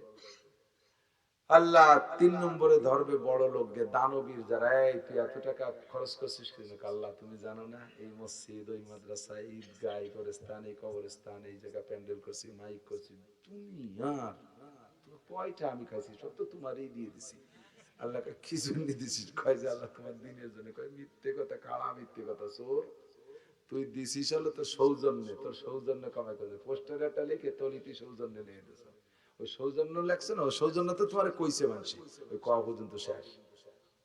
মসজিদ একটা বানাই, একটা নেম প্লেট দাও, কি জন্য? যে অমকের বেটা অমক দেশে, এই উদ্দেশ্যে তাড়াতাড়ি বলা হয়ে গেছে। একটা আলমারি মসজিদে কিনে দে, সৌজন্যে টালটু। ফোনেরটা কিনে, ফ্যানেরটা কিনে দে, সৌজন্যে বল্টু।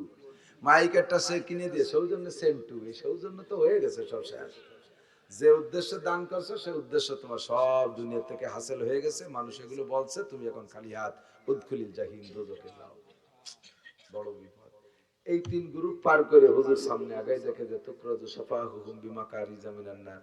এক শ্রেণীর মানুষের ঠোঁট আর জিহ্বা আগুনের কেচিতে কাটতেছে। হুজুর দেখে বললেন যে যাদের ঠোঁট জিহ্বা আগুনের কেচিতে কাটতেছে, আমার দাবিতে এই মানুষগুলো থাকবে জান্নাতের সর্বোচ্চ স্থানে, কিন্তু ওদের এই বিপদ কেন? জিজ্ঞেস কর জিবরাইল, এরা কারা? জিবরাইল বললেন, হুজুর হাউলাই খুতাবা উম্মতিকা, এরা আপনার উম্মতের বক্তারা। ইয়াকুলুনা মা লা ইয়াফালুন, ওয়াজ করতে কিন্তু আমল করতে না। ওয়াজ করতে আমল করতে না। কি সুন্দর সুন্দর ওয়াজ করছে, পর্দার ওয়াজ করছে, অথচ নিজে বেপর্দা করছে। টেলিভিশনের বিপক্ষে কথা কয়, আবার নিজে টেলিভিশন দেখে।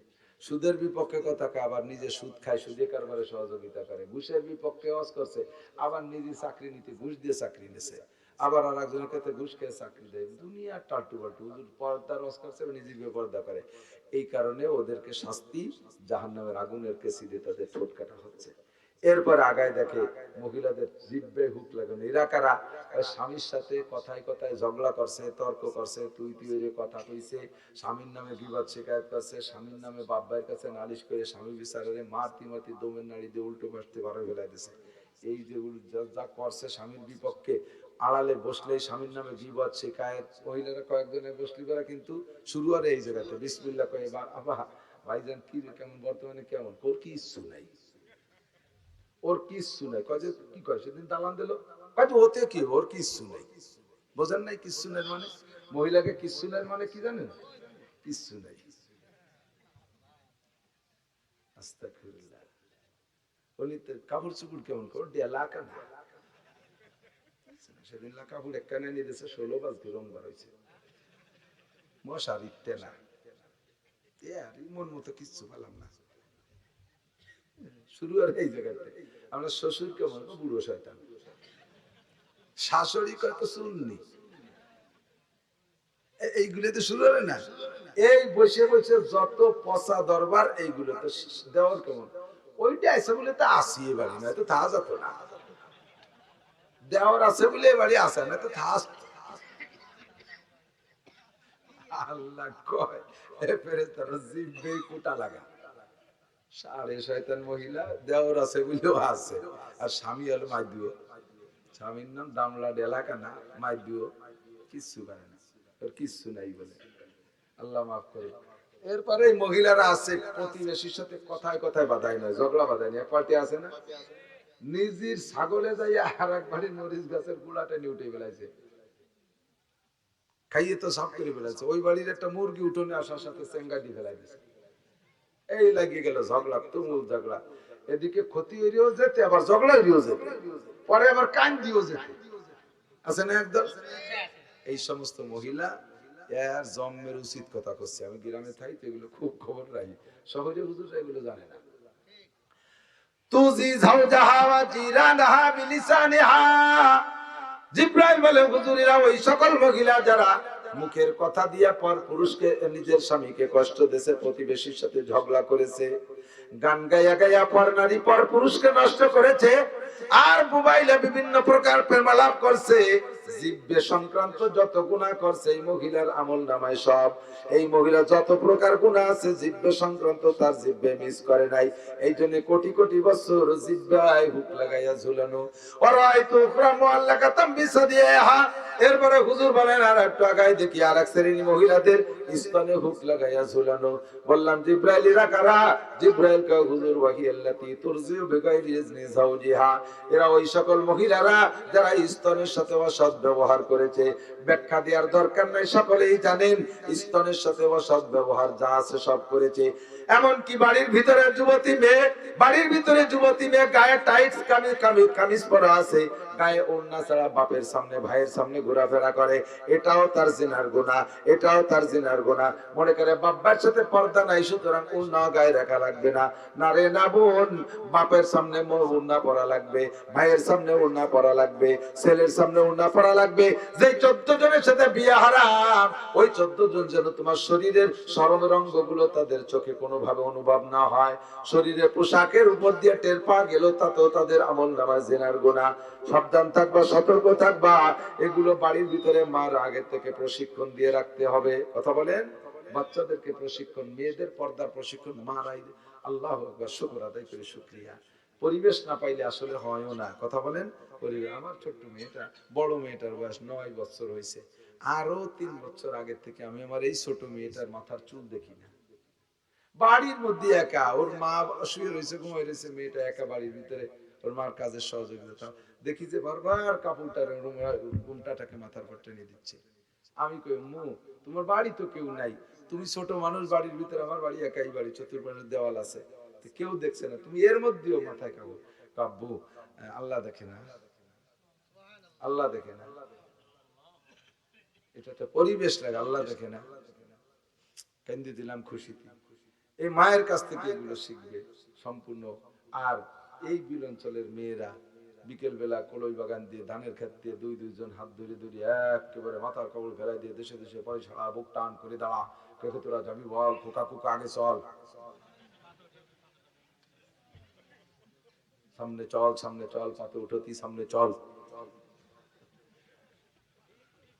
আছে না নাই? আর এই পাথর উঠতি যে দুনিয়ার কুলির কিচ্ছা কইয়ে পাথর খেতে জ্বালাই দিয়েছে। আল্লাহ কয় ওই পাথর যে ধান হওয়ার পরে সিন্ধে মেরি ফেলা দিয়ে। তো দেশ কিরমটা, আল্লাহ হেফাজত করুক, করেন আমিন। আল্লাহ এই জন্য সাবধান, উঠাও। যদি কোনো বাড়ি পুরুষ না থাকে, মহিলা পর্দার সাথে উঠা কাজ করুক, বোরকা পরে যাক, বোরকা পরে হাতের কাজ করুক, দোষ নেই, বিলকুল সম্ভব। ভালো করে কাপড় পেঁচাইয়া সাথী মুড়িদের উঠান। কত পুরুষ কম আছে, ধর পিছনের টাকা নাই, উঠাইতে পারে সঙ্গে বাড়ির কাছে কাজ হইলে, কিন্তু সেভাবে স্বাধীন ভাবে আর পর্দা নাই, কুশিদা নাই, ভাবে করে সাবধান। 2 নম্বরে 3 নম্বরে রয়তো উখরামু আল্লাহকে তাম দিয়া দেইহা, হাতে শিকল দিয়ে ঝুলানো। জিব্রাইল এরা কারা?